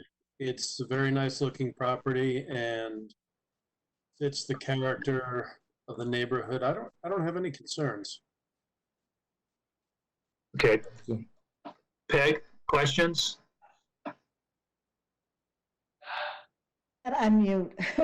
I don't really have. I walked by. It's a beautiful looking house. It's well maintained. You're going down. Let's see. You're putting in a new apartment, but going down a building. So you had 5 parking spaces for 3 apartments with 6 bedrooms, right? And so now you're going to have 4 apartments with 5 bedrooms. So you're actually going down a bedroom. I don't know if that's going to make a difference with parking, but I think it's what we've been looking for that area. I'm thrilled with the affordable unit. It seems that we were trying to get affordable units or units that were moderately priced in that area, and I've seen some of the prices and they're exorbitant. Are you planning on renting, or are these going to be condos? They're going to be rental. Rental, okay. So I really don't have many problems with this. It's a beautiful looking property and looks nice on Cherry Street. And I think it's what we've been looking for. Thank you. Okay. Jim, comments? Questions?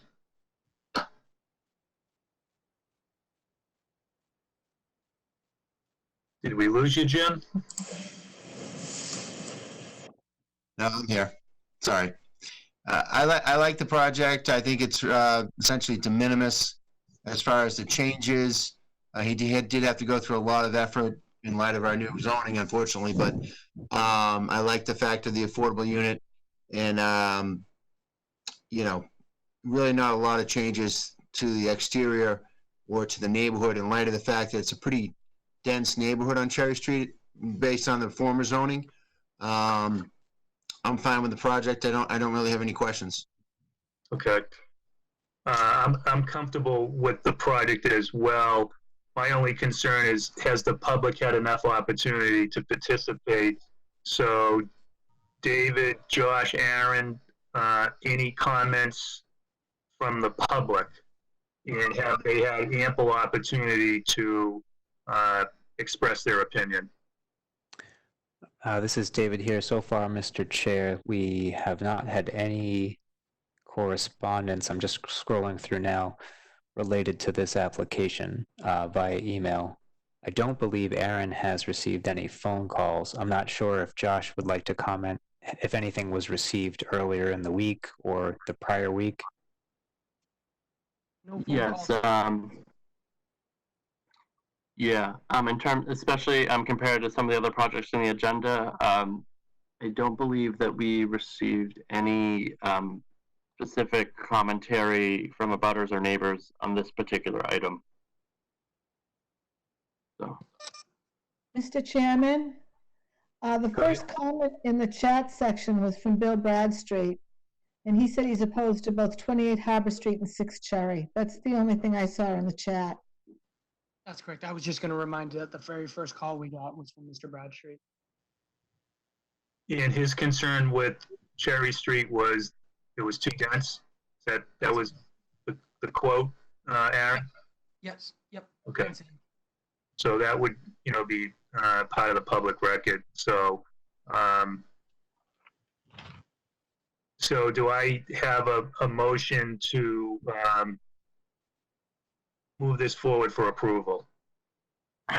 John, one thing just before we voted, I just wanted to just clarify or just inform the board because this is our first downtown zoning project. Just a very short summary of what we would be voting on.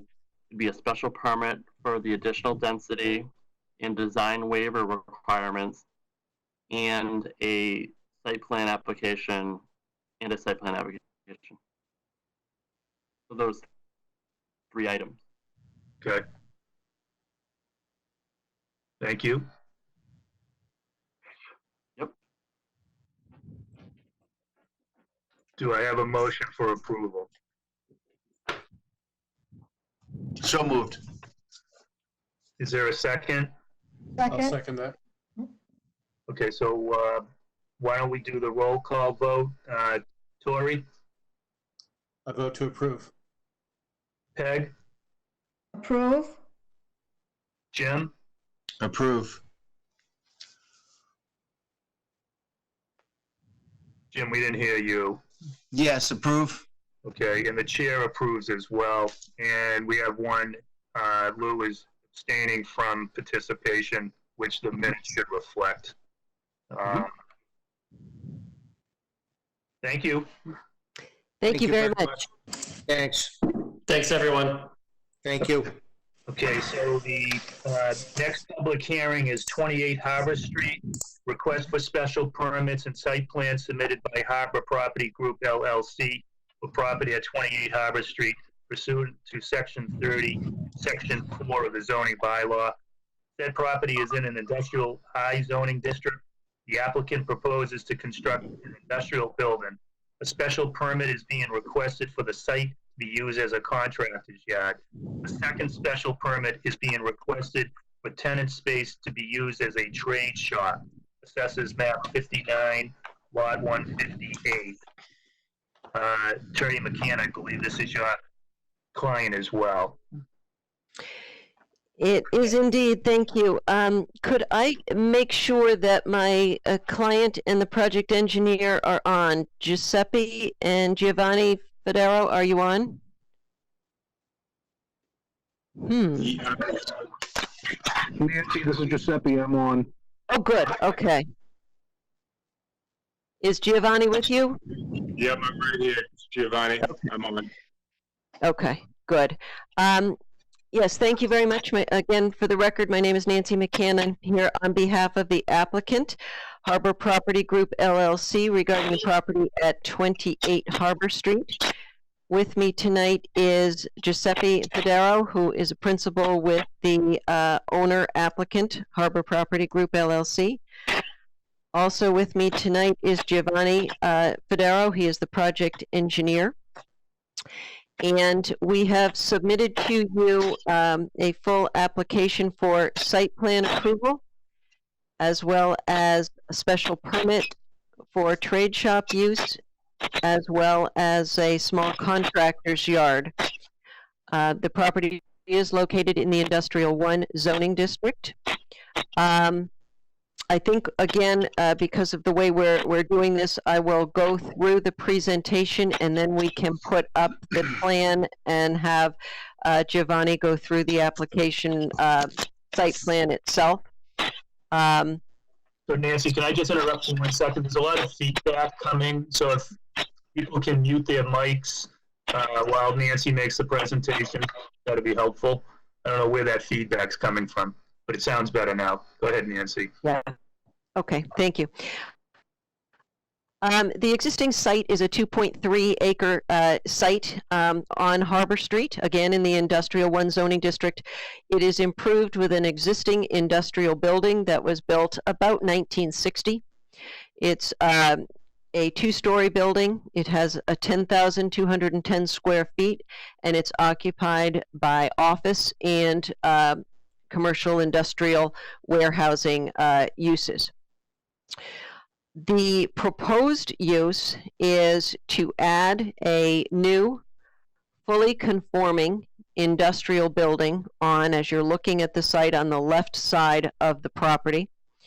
The building is 7,864 square feet for the following purposes: industrial warehousing, which is a use permitted in the zoning district, a small area for wholesale sales of building types of supplies, safety type of equipment that contractors might use. Again, that is a permitted use in this zoning district.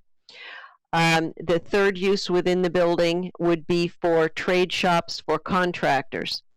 We met with the building inspector prior to filing this application, and we reviewed the plans with him, and we reviewed the proposed uses of the building. And what's being proposed are really shops for offices for tradespeople.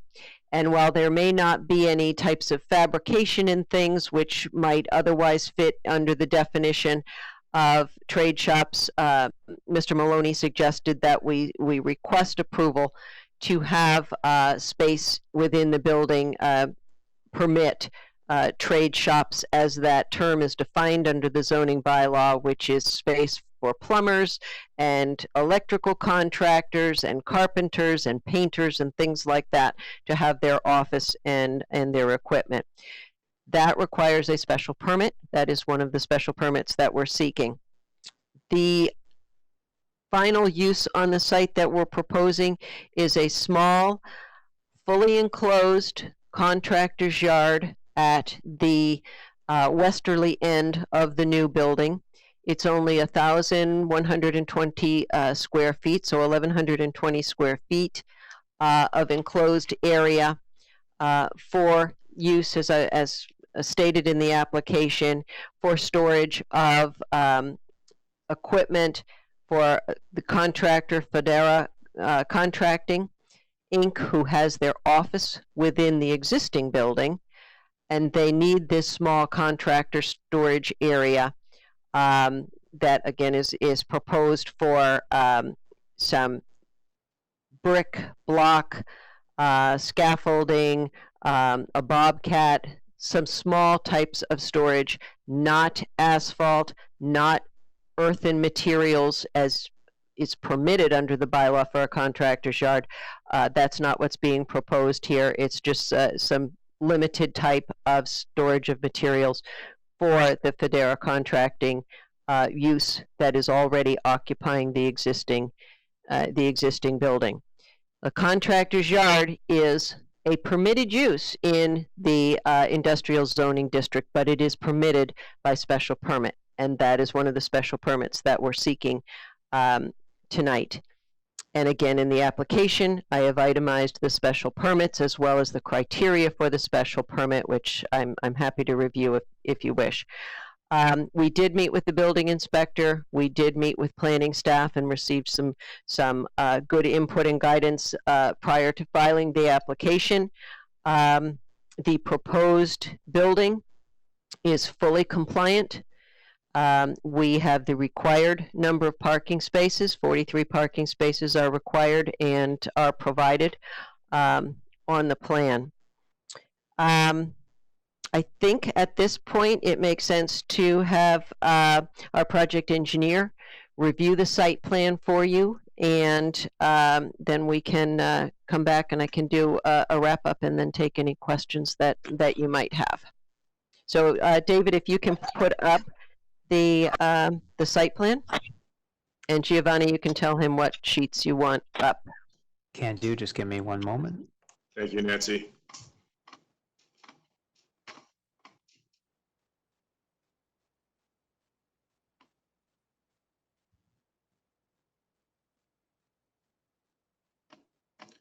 So there was a rendering that I sent over, if you got it. Is it further along in this plan set, or is it outside a separate document? It's a separate document, but if you don't have it, it's okay. So I believe that was something I submitted maybe within the last few days. Okay, if you give me a moment, I can pull it up. But if you'd like to address this first. Okay, sure. I'm going to start with the existing site. The existing building, it's about 32 feet to the right of the property line, and it really leaves us with a lot of space on the left side of the property because we have about 260 feet of frontage. So the left side of the property is really unoccupied. It has some asphalt pavement, but there are no known stormwater treatment methods on site right now. So as far as I know, everything sheet flows to the rear towards Porter's River or infiltrates into the ground and is untreated. That brings us to the proposed building, which is located to the left side of the property in the really open space that we have. The existing pavement it doesn't really have a curb cut. It's open by about 200 feet of that's exposed to Harbor Street, and it's easily accessible within that entire 200 feet. But the so if you have the rendering, I don't know if you found it yet, but Yeah, just give me 1 second. I'm going to stop sharing and come back. I have it in a separate folder, I believe. okay. Is it a rendering or is it pictures? It's a site rendering. If you don't have it, that's okay. We can just we can go on page C3. Nancy, do you remember when you sent it? I believe that was sent yesterday. But we do have, within the site plan set, you do have the building elevation drawing, so why don't we can get to that. Okay. But I think you want, probably, Giovanni, you probably want the site plan of the proposed conditions first. Yep, so page C3 right there. So the proposed building, it's the building on the left. The goal here really was to basically create a pocket in that center section in the rear parking.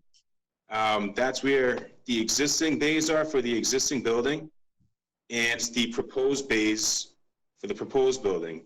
There's 6 proposed bays. Parking will be accessible within the building through 5 of the bays.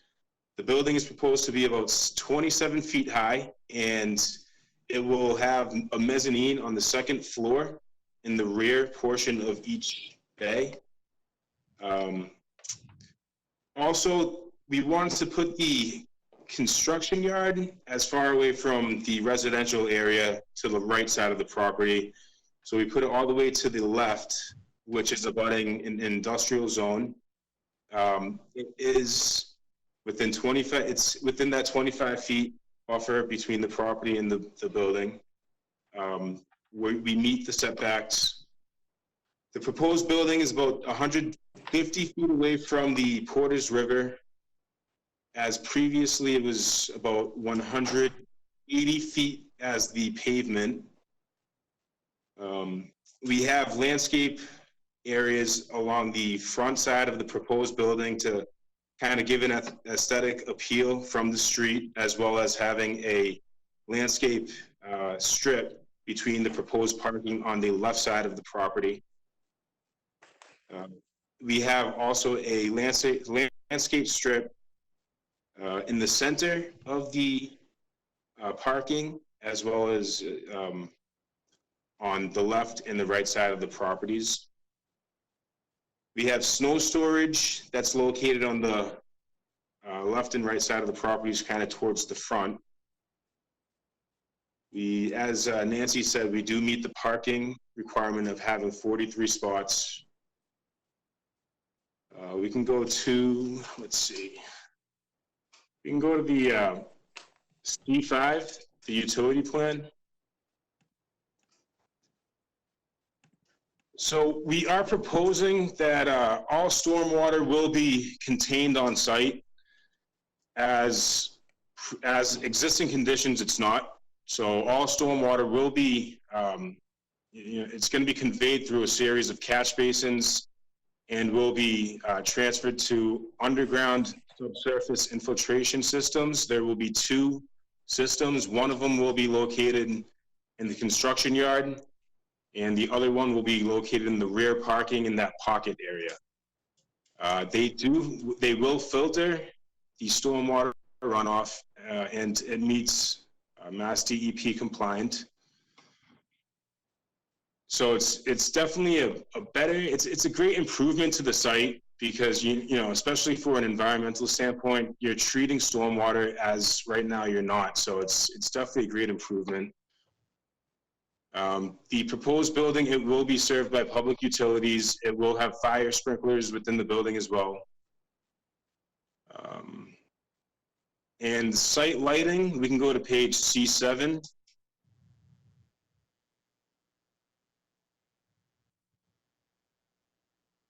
So site lighting, we're really kind of containing it within that back parking area, as well as some parking in the, as well as lighting in the front. The lighting fixtures, they will be 90 degrees and facing down towards the ground, and will not create any glare towards the neighbors. The construction yard will have a light on the left side of the property, and there will be a fence. Well, there is an existing fence there on the left side of the property that will kind of stop that overflow of light that's shown on the plan. The proposed parking on the left side of the left side of the parcel, there's a light on the proposed building in the front, and that will kind of shine towards the proposed parking. With that landscape strip, it's going to create a buffer between any light that will go over into Harbor Street. So really, all the light's going to be contained on site. And that's pretty much all I have for right now. So I'm open to questions. If we could go to sheet C4, which is the landscaping sheet, just so we could talk about that for a second. The landscaping that we're proposing is consists of 32 trees, which are a mix of arborvitae and ginkgo, and also 12 shrubs, which are proposed. Our landscaping percentage on this site under the calculation required for section 4 site plan approval is 164.5%, because of course the open space is a percentage of the impervious space. So we far exceed the landscape percentage requirement of 30%. There's a large area in the rear of the building that has very mature trees, and a lot of open space in the back, between the back of the building and the river. We do have to file with the Danvers Conservation Commission, which application, if it hasn't gone in yet, it will be going in shortly for work within their jurisdiction. So they will be reviewing this plan as well. I think again, I can go through the special permit requirements, but they are itemized in the application. And we do have, if we could pull up finally the last sheet of the plan set, we do have the elevation drawings of the building that you can see there.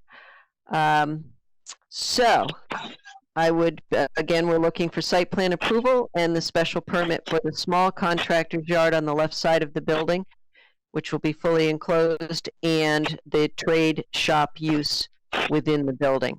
I will note that there will be no storage outside other than within the enclosed contractor yard area shown on the plan. There will be no other outside storage of any kind on the property.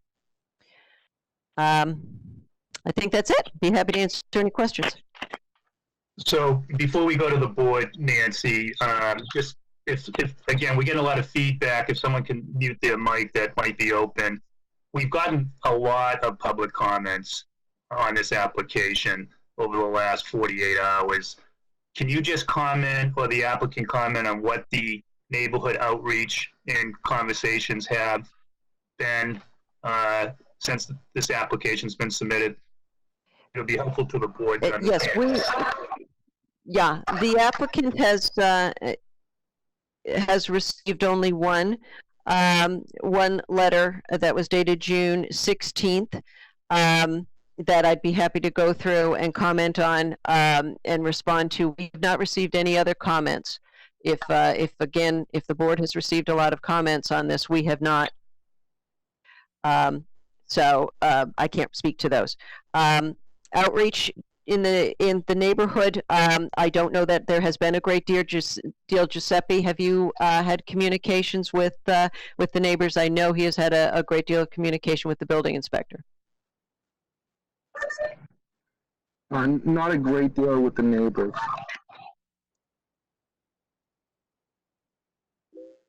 Okay. So before we address what's in the letter, why don't I open it up to the board first? So Lou, why don't you start, if you don't mind? Sure. Okay, it's a lot to cover. As was mentioned, we received a fair number of many comments from abutters and those who live in the neighborhood. I do have some questions just with respect to I know with respect to the special permit relates to a contractor's yard and a trade shop. I want to ask Attorney McKeon, what's the current status of the contractor's yard? It's my understanding that there have been that the building inspector has cited your client in the past with respect to violations related to the contractor's yard, maintaining a contractor's yard on the property.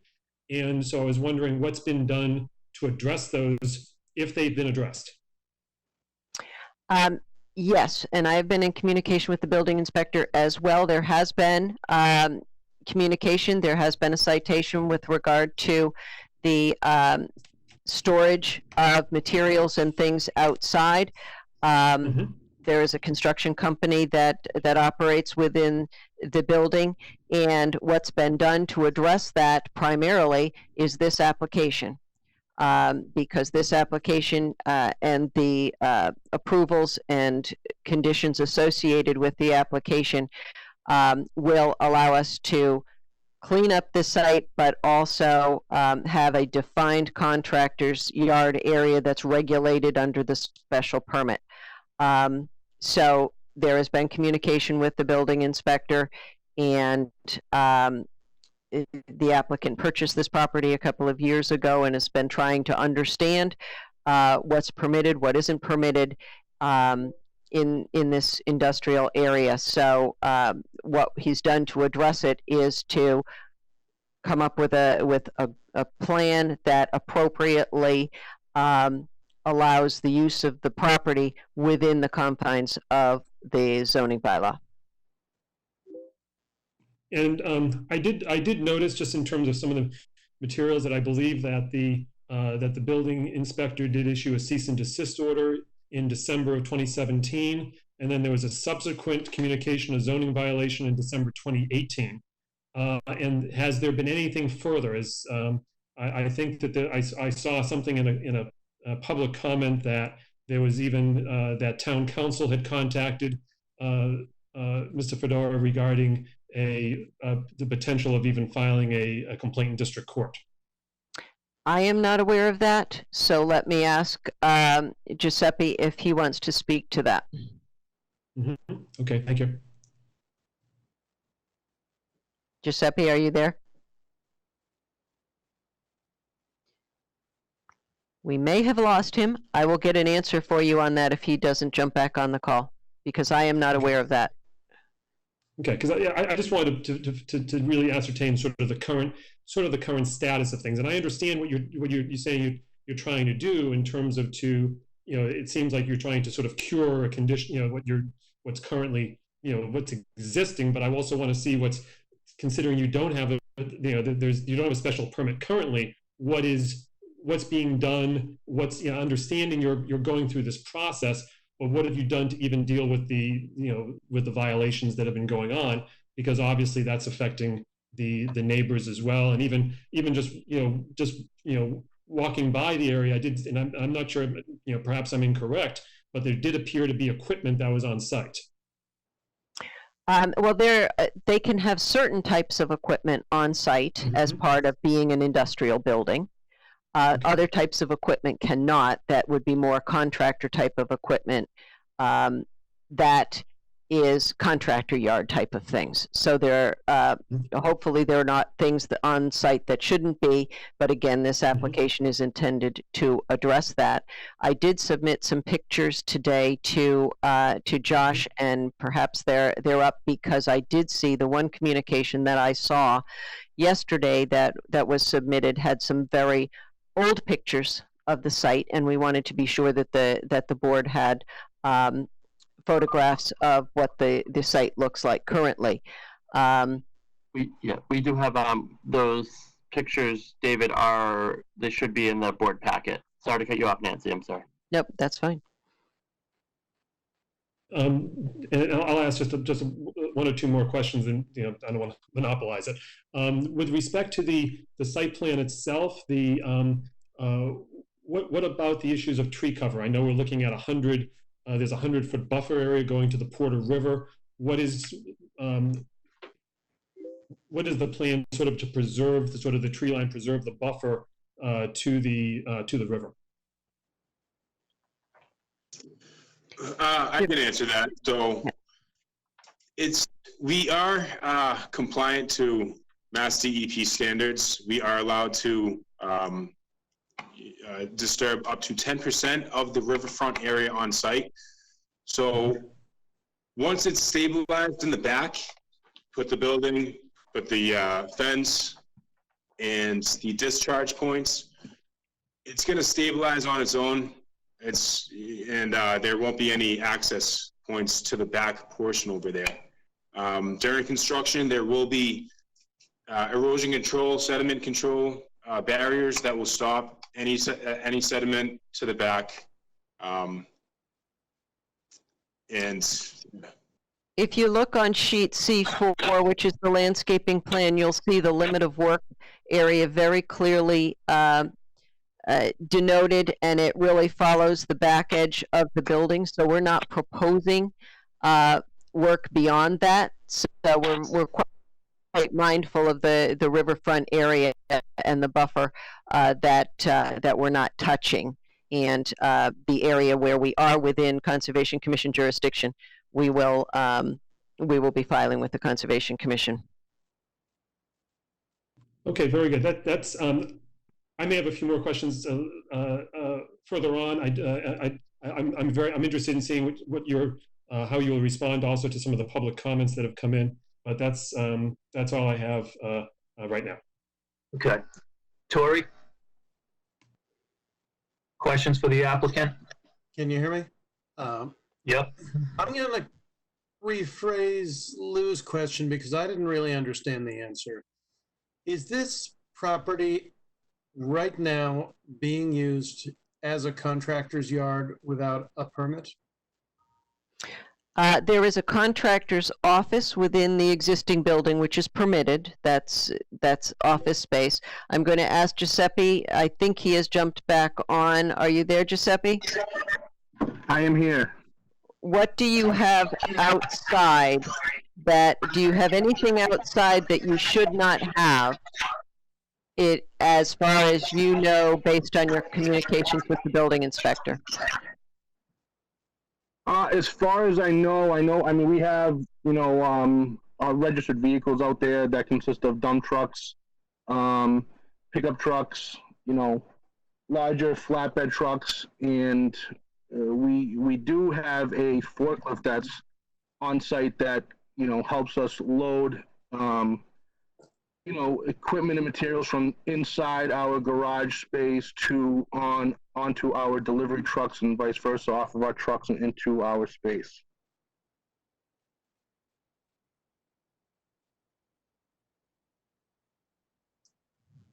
Is there some difference in the condition of the property, the use of the property? Giuseppe, are you saying that you don't think you have? I missed part of that. I'm sorry. We may be having some difficulty with the audio. Can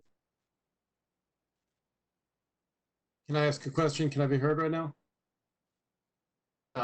Yes. Yeah, we can hear you. Go ahead. Is there a difference in the use of the property now than in the way the property was being used when it was cited for being used as a contractor's yard? Giuseppe, can you answer that? Yep. Can you hear me? I can hear you. Okay. So, I mean, yeah, we were cited for being used as a contractor's yard. Yeah, I do my best to make sure to maintain the yard and keep all of our equipment and materials that we do store there inside of the building. It's a daily progress, but we do our best to maintain that. And I will say I have had meetings with the building inspector regarding this property and what we needed to do, and he outlined for us what special permits we needed, and we proceeded along on that course. So I think Giuseppe he was cited, and he took steps to bring himself into compliance. I don't believe he has any outstanding orders that he has not addressed. And the application in reviewing, the plans went into the building inspector early on, is what he thought we needed to apply for to allow the uses that the applicant would like to make of this property. Thank you. The only other thing I'd like to say is it seems like the public comment is very significant here and also very consistent. And I want to make sure that we give the neighbors fair voice in this. Yeah, we'll definitely make sure that happens. There are a lot of comments coming in, and obviously we got to give the benefit to the applicant to see these comments. So, Peg, you're next. Do you have questions for the applicant?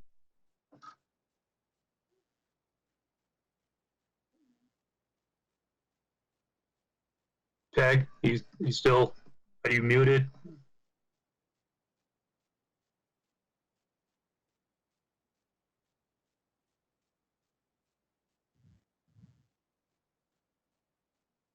We can't hear you. Yeah, Jim, can you? Sure, I can jump in. I can jump in, John. Can you hear me? Yeah.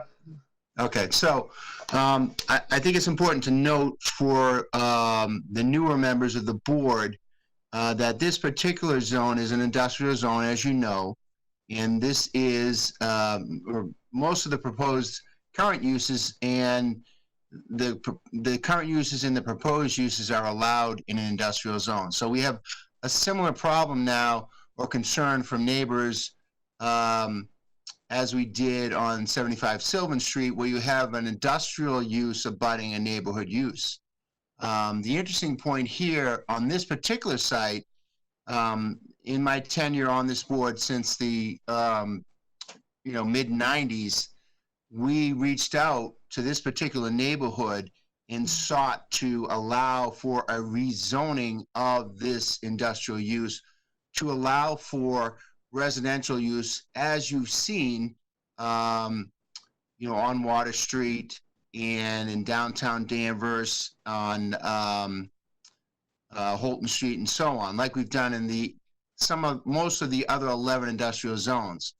When we did that, we met with the neighbors, and a lot of the neighbors who have commented this evening, some of the older folks that have lived there for quite a while, were dead set against allowing an alternative to industrial use, which would allow for what we're seeing throughout the town, retail, commercial on the first floor and residential above.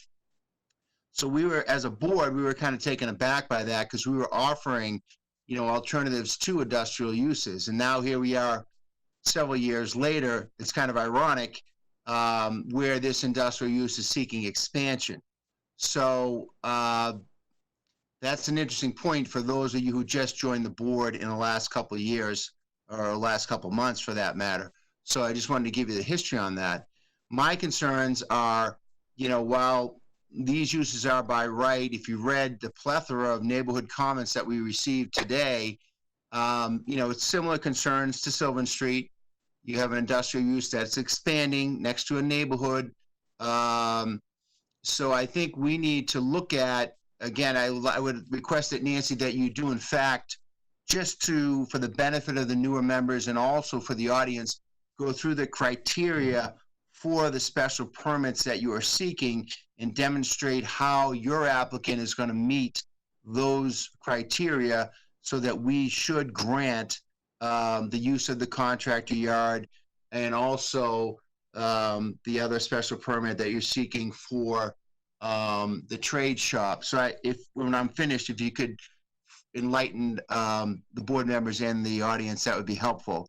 In addition, I think, due to the sensitive nature of the expansion and so on, and, maybe some of the history that's going on here, if you and the applicant could perhaps, not to the extent that we're talking about at 75 Sylvan Street, because this is a much smaller site, but maybe look into addressing the neighbors' concerns with respect to noise, after hours, work on weekends and nights.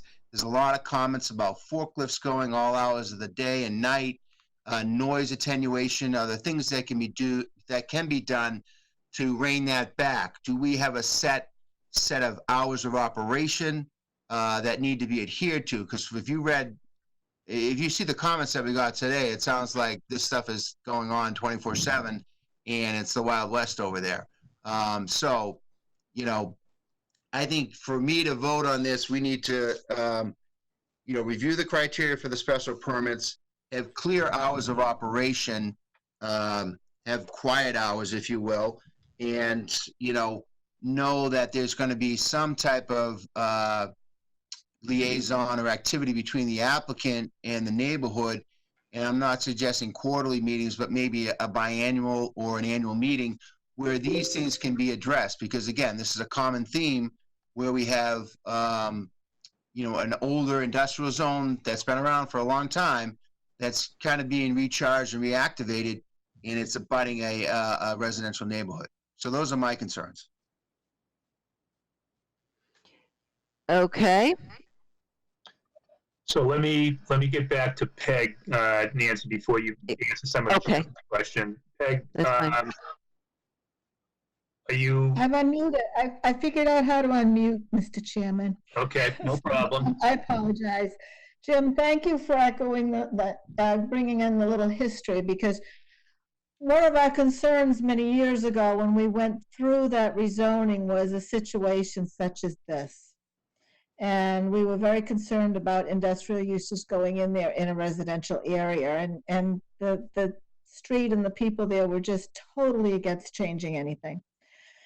I think my biggest concern before the next meeting, and I'm sure we're going to be continuing this, I just want clarification for the building inspector. I personally do not like to see anybody doing anything that they're in violation. And he's been, Mr.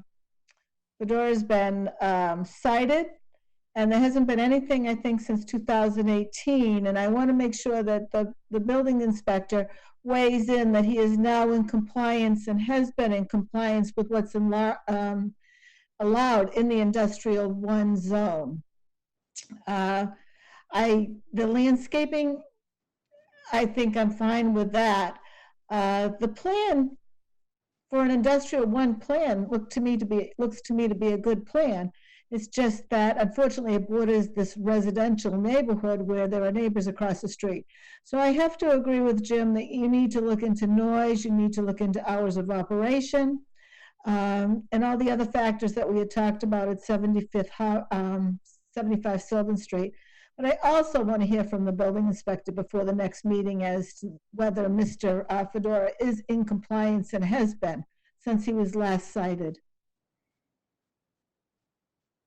That's enough for me for now. Okay, I mean, and from the chair's viewpoint, I mean, I echo the same concerns that have been already highlighted.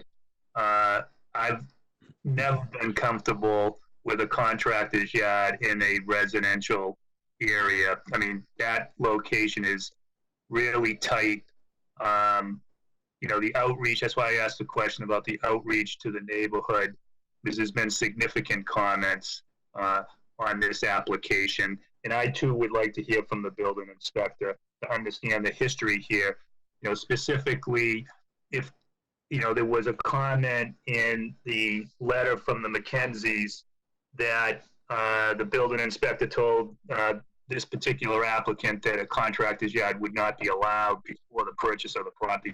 Just want to clarify that statement. So Jim raised a few questions, Nancy, that I think would be helpful for the members of the board and the audience if you can take us through this process.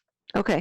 And I would like to comment just on the point that you raised out of the McKenzie letter, that a contractor's yard would not be permitted. That is not correct. A contractor's yard in the industrial zoning district is in fact a permitted use by special permit. If we meet the special permit criteria, the special permit should issue. So this is not a prohibited use in this zoning district, and we are proposing at 1,100 square feet a very small contractor's yard area, and it is permitted by special permit, and that's the application that we have before you. The criteria for the special permit, as listed again in the application, For the contractor's yard, the first item is we meet the requirement for the special permit that the municipal water and sewer systems will not become overloaded by the proposed contractor's yard. We meet that because there will be no water or sewer usage associated with the contractor's yard.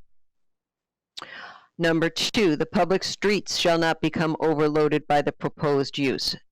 The small contractor's yard will have only 1 or 2 employees periodically in the yard area with no heavy construction equipment and no resulting impact on Harbor Avenue. Number 3, the value of other land and buildings will not be depreciated by the proposed use, and the site is an appropriate location for the use and will not adversely affect the neighborhood. We have cited the proposed contractor's yard at the far left side, I guess that would be the west side of the property, up against the other commercially zoned area. We are not citing the contractor's yard in a location that is abutting a residential zone. This is an industrially zoned parcel, as has been pointed out by a couple of the members. This is not a grandfathered use in a residential zone. This is a permitted use, an industrial use in an industrial zone. And we have to be sensitive, and are sensitive, we believe in our plan, to the neighborhood, but this is an industrial parcel, industrially zoned by town meeting, and this is a use that is permitted, provided we meet the criteria. There will not be any undue nuisance or serious hazard to vehicles or pedestrians, and adequate and appropriate facilities will be provided to ensure the proper operation of the use, structure, and conditions, all as shown as the site plan. The contractor's yard at 1,100 square feet is a very low traffic generator. There will be no customers coming into the contractor's yard and no pedestrian traffic. Again, 1, possibly 2 periodic employees of the contractor's office that's already located in the existing building will have access to the contractor's yard. The proposal provides a viable and appropriate use of this existing parcel and is in harmony with the general purposes of the zoning bylaw.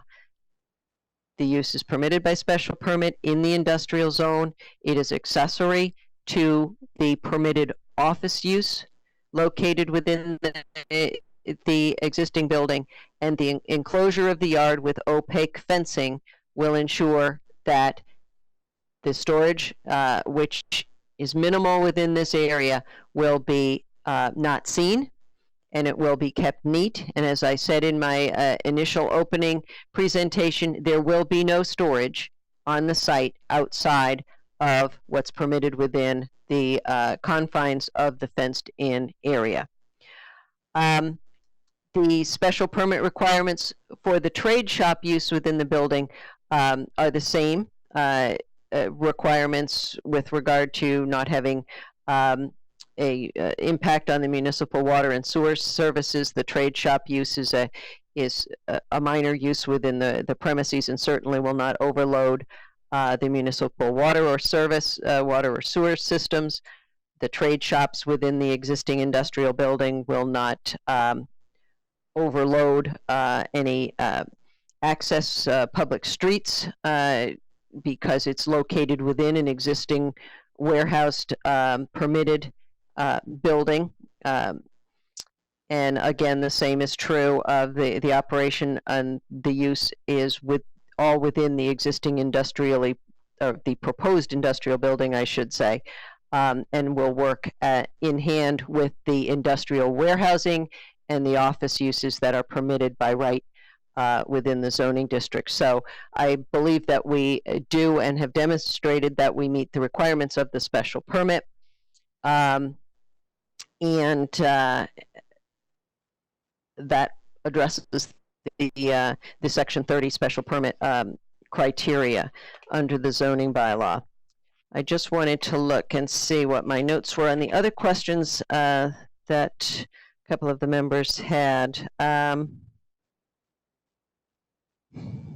We do anticipate that we will be continuing this hearing. We did receive just within the last couple of days. The department comments, the building inspector and fire department, I believe comments were minimal. And we can certainly request an updated status from the building inspector as has been requested. The engineering department did have some comments. They are nothing that we've reviewed them. They're nothing that we can't comply with and address, but we will need some time to make any plan revisions that the engineering department has requested. So we would be asking for a continuance anyway to deal with those items. But again, other than the one letter that we received yesterday, we have not received any of the emails and things that you all have received. So we would want to see those and work as we did on an application preview, that you address some of the comments that were in the one letter that we did receive. I mentioned that a contractor's yard is not a permitted use. It is a permitted use. It's permitted by special permit. We do have to go to the Conservation Commission, which will address conservation types of issues. There was a question on the building height. The statement is the height of the proposed new addition is higher than the existing structure. That may be, but it is fully conforming to the height restrictions under the zoning bylaw in this zoning district. It's actually quite a bit lower than what is permitted in the zoning district. I think that's it. I think I've addressed the other items that were in this letter, but we will be looking in at the comments so that we're able to address those in advance of the next meeting. John? Yeah, go ahead, David. This is David here. Thanks, John. So it appears that we're looking at a continuation. I have about, I'm going to guess 30, maybe a little bit more emails that have come in during this meeting. So my thought was, we have them all, rather than read them aloud. Some of them are very lengthy. Between now and the next meeting, I can forward all this correspondence to the board, if that sounds like a good course of action to you all. Yeah, I think that makes sense, David. I mean, it's very important that we document the public comments. So I'm not surprised that you've got additional emails and phone calls as the meeting's unfolding. So why don't we do that, so that we can give the feedback to the applicant as well. So maybe we're at the point that we stop, we continue the hearing for a future date while this applicant starts to address some of the concerns that have been raised. Does that make sense to you, Nancy? I would ask that and I think David was saying this, that the applicant would also get a copy of all of the emails that have come in and the correspondence, so that we know what we need to address. And we would be happy to start working through that. I am suspecting there are some common themes of concern, and so we'll be able to digest all of that and see how we can address those items. Okay. Yeah, I think you'll find that there are common themes. So when would you... David, would you be providing those? Yeah, we can send those over to you. So is David going to provide those? Nancy, are you there? Yeah, I'm here. Mm-hmm. Sorry, John, with your permission, yeah, we can send those over to the applicant and the applicant's team. Yes, let's do that. Okay. Your next meeting is July, did 14th. I hear 12th? 14th. I think we would ask for a continuance to that meeting. That should give us some time. If for some reason we haven't made enough headway through these, I will communicate with David and Josh and and extend out further if we need to. Does the board have any idea, just generally, what you're thinking for meetings in the summer in July and August? We haven't talked about it yet. I mean, since this was only our second meeting since March, so we haven't really polled the board, but we can definitely give you that feedback, Nancy. Okay. So I think, I guess I would like to ask, are there any other items that the board would like us to be looking at other than what you've already told me, and obviously going through the public comments? Is there anything else so that when we come back the next time, we are hopefully covering all of the items that you would like, and then I would request that we continue to July 14. Okay, so I'll bring it back to the board. Are there any other comments, feedback for the applicant that we haven't talked about already? Jim, can I start with you? Not at this time, John. I'm fine. Okay, Peg? There's an interesting email that did come in from a Joel Farrington, so Nancy might look at that. I think I would have similar questions as he has when she gets the copy of that. Oh yes, I'll have it. I actually can see that that particular one for some reason is coming up on my screen. Yeah, that's hours and employees and things. Yeah, we'll have that information. Okay, great. Thanks. That's it for me. Lou, any other comments? I think this was mentioned, I think, by a couple of other, I know Peg had mentioned it, but just if we can get a handle in terms of the sort of what the current status is in terms of any violations. And I'd be interested in hearing that from both the applicant as well as if I'm not sure if staff can consult with the building inspector as well as potentially town council. Yeah. John, this is David. Would you like me to? Yeah, can you answer that, David? Sure. Yeah, Lou, we can certainly coordinate with the building inspector. And as far as town council, would the general question or statement be the remedies need to occur prior to this application, or is the application sufficient to remedy? No, the only reason I mentioned it, and with the chair's permission, may I just? Yeah, go right ahead. Yeah, the only reason I mentioned it is in one of the comments that we had in the packet, which looked like an email chain.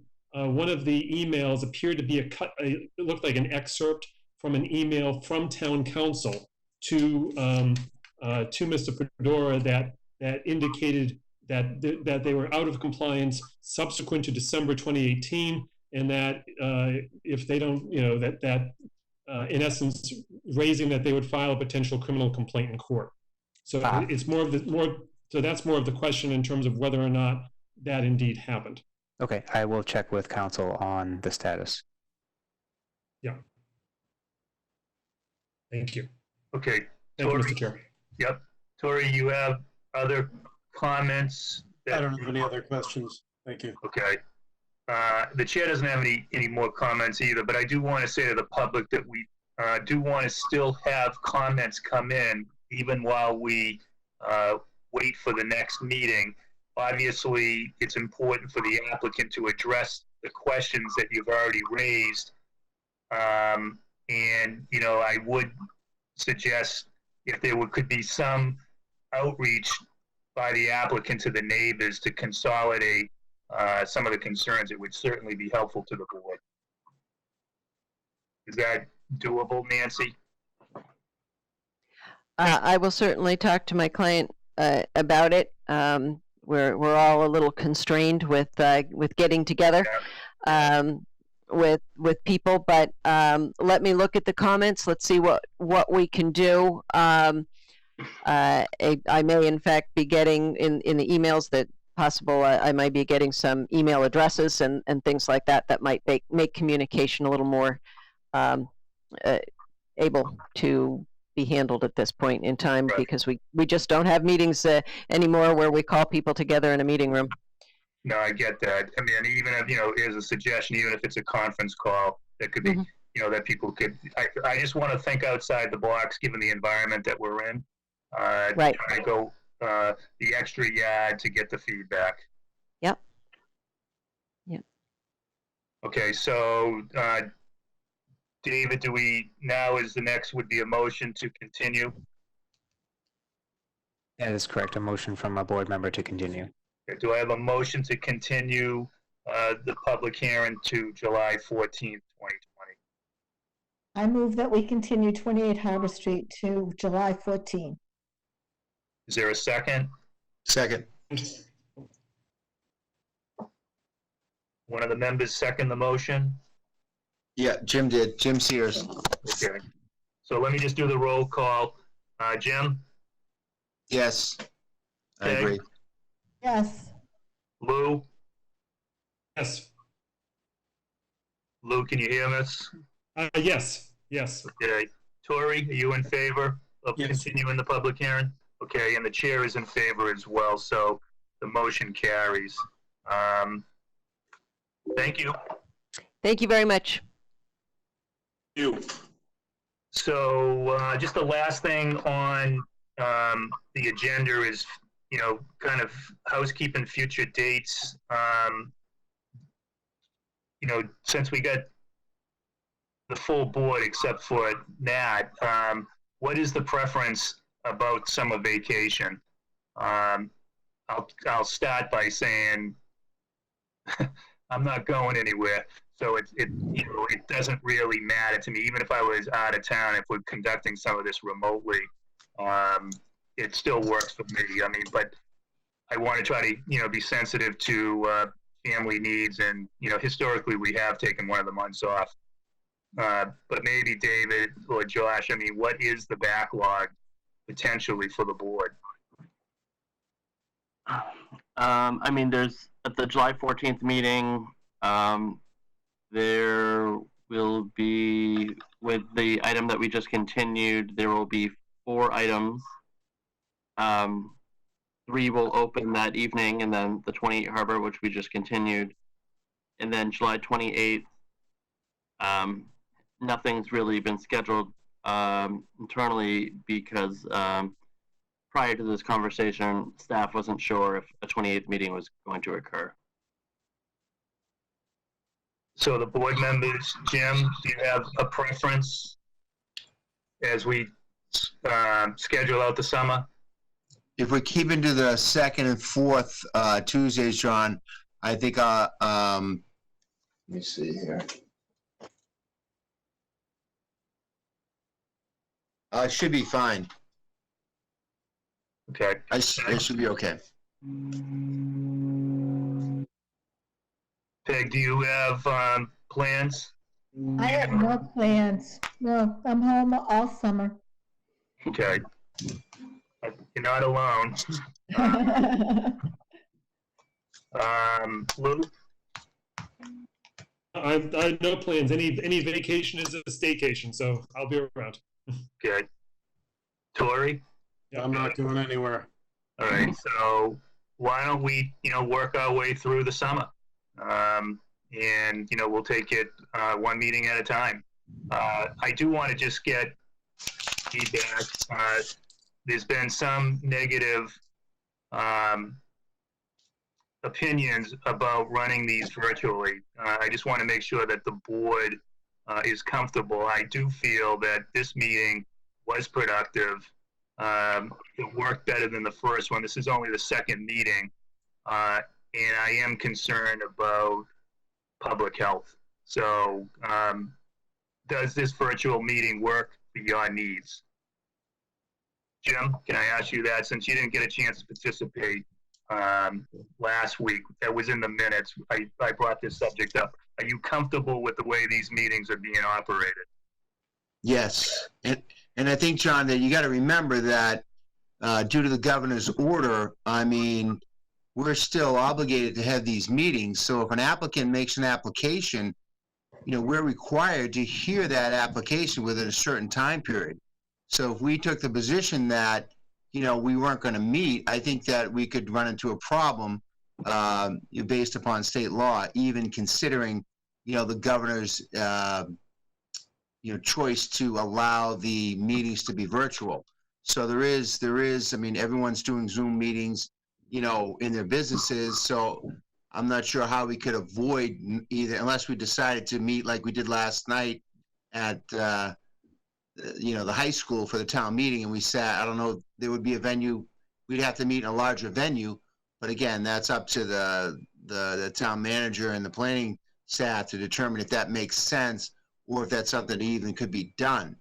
I know the other boards may be able to do that, so that's something that could come up in further discussion, but I don't think we should not meet, because you have applicants, the economy and businesses are opening up. Real estate's very busy. I do a ton of real estate. So we have to help and assist these developers with what they're doing.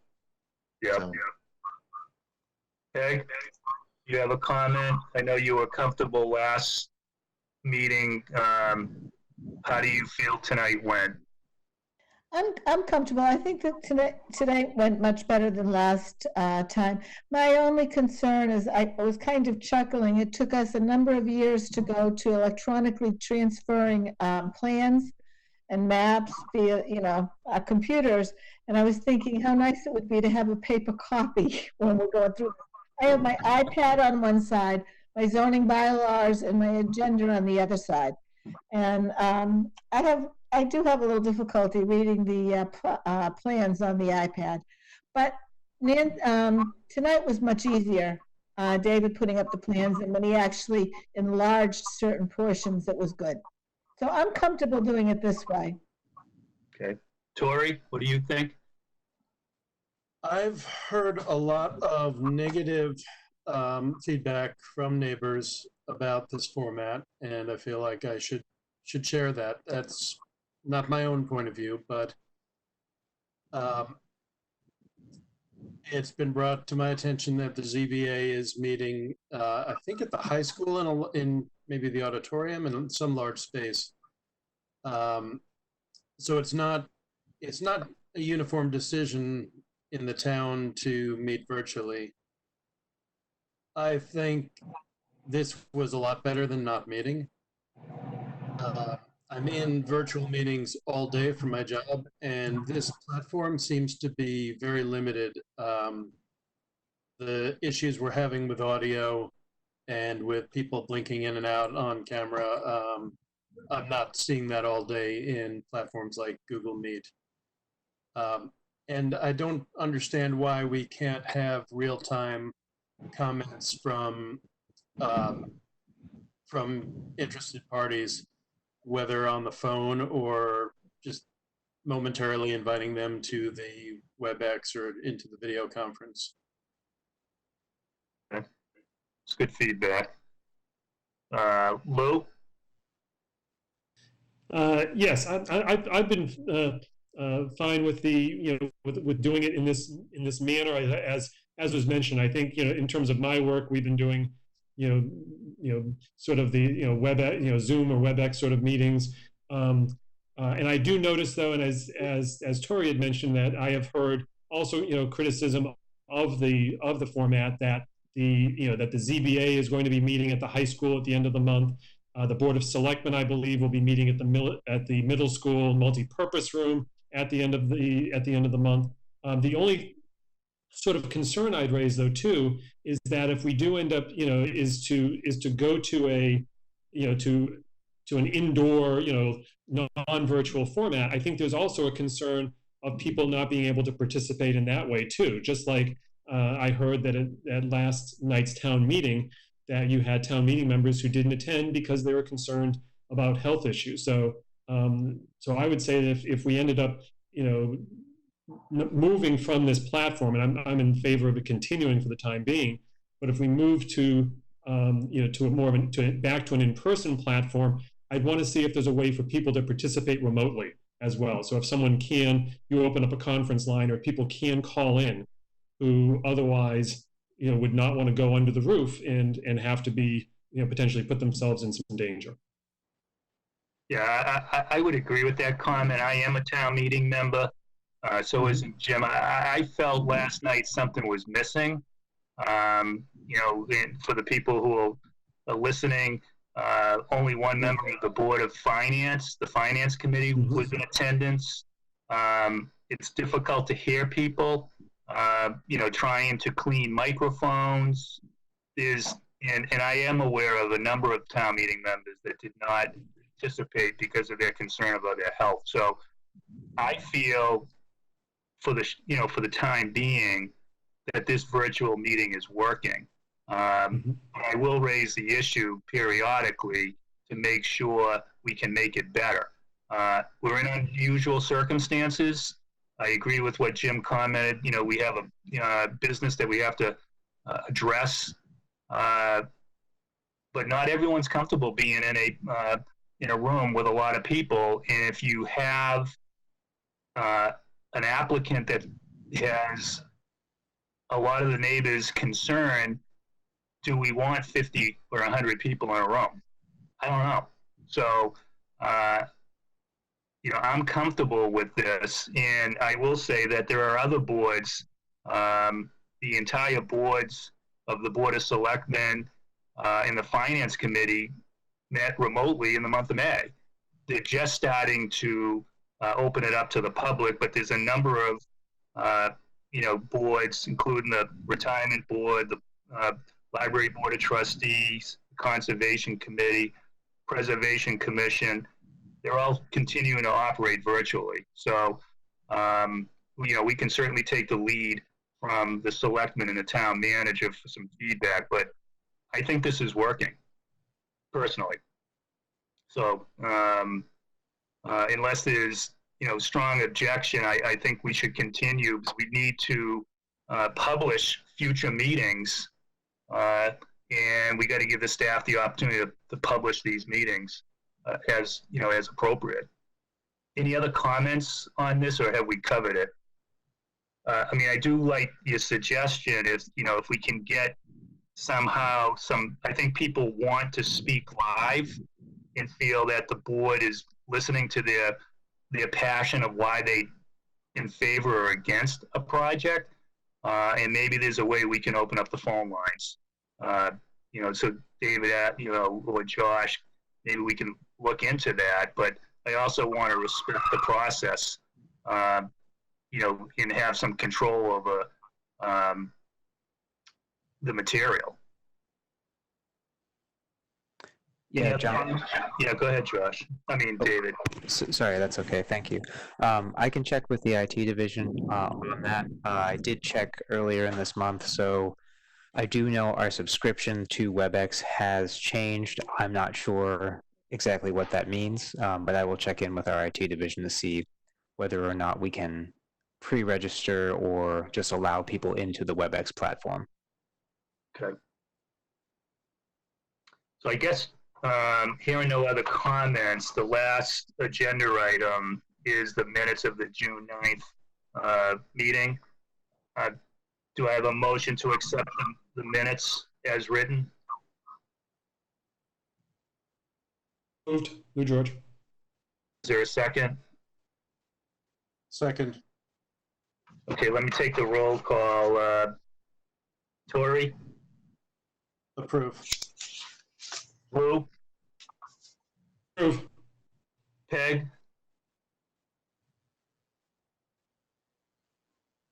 Hey, you on mute?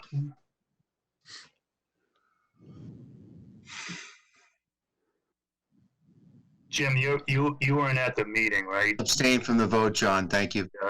Okay, the chair votes in favor. I'll try Peg one more time. Peg, can you hear us? Yeah, she's on mute.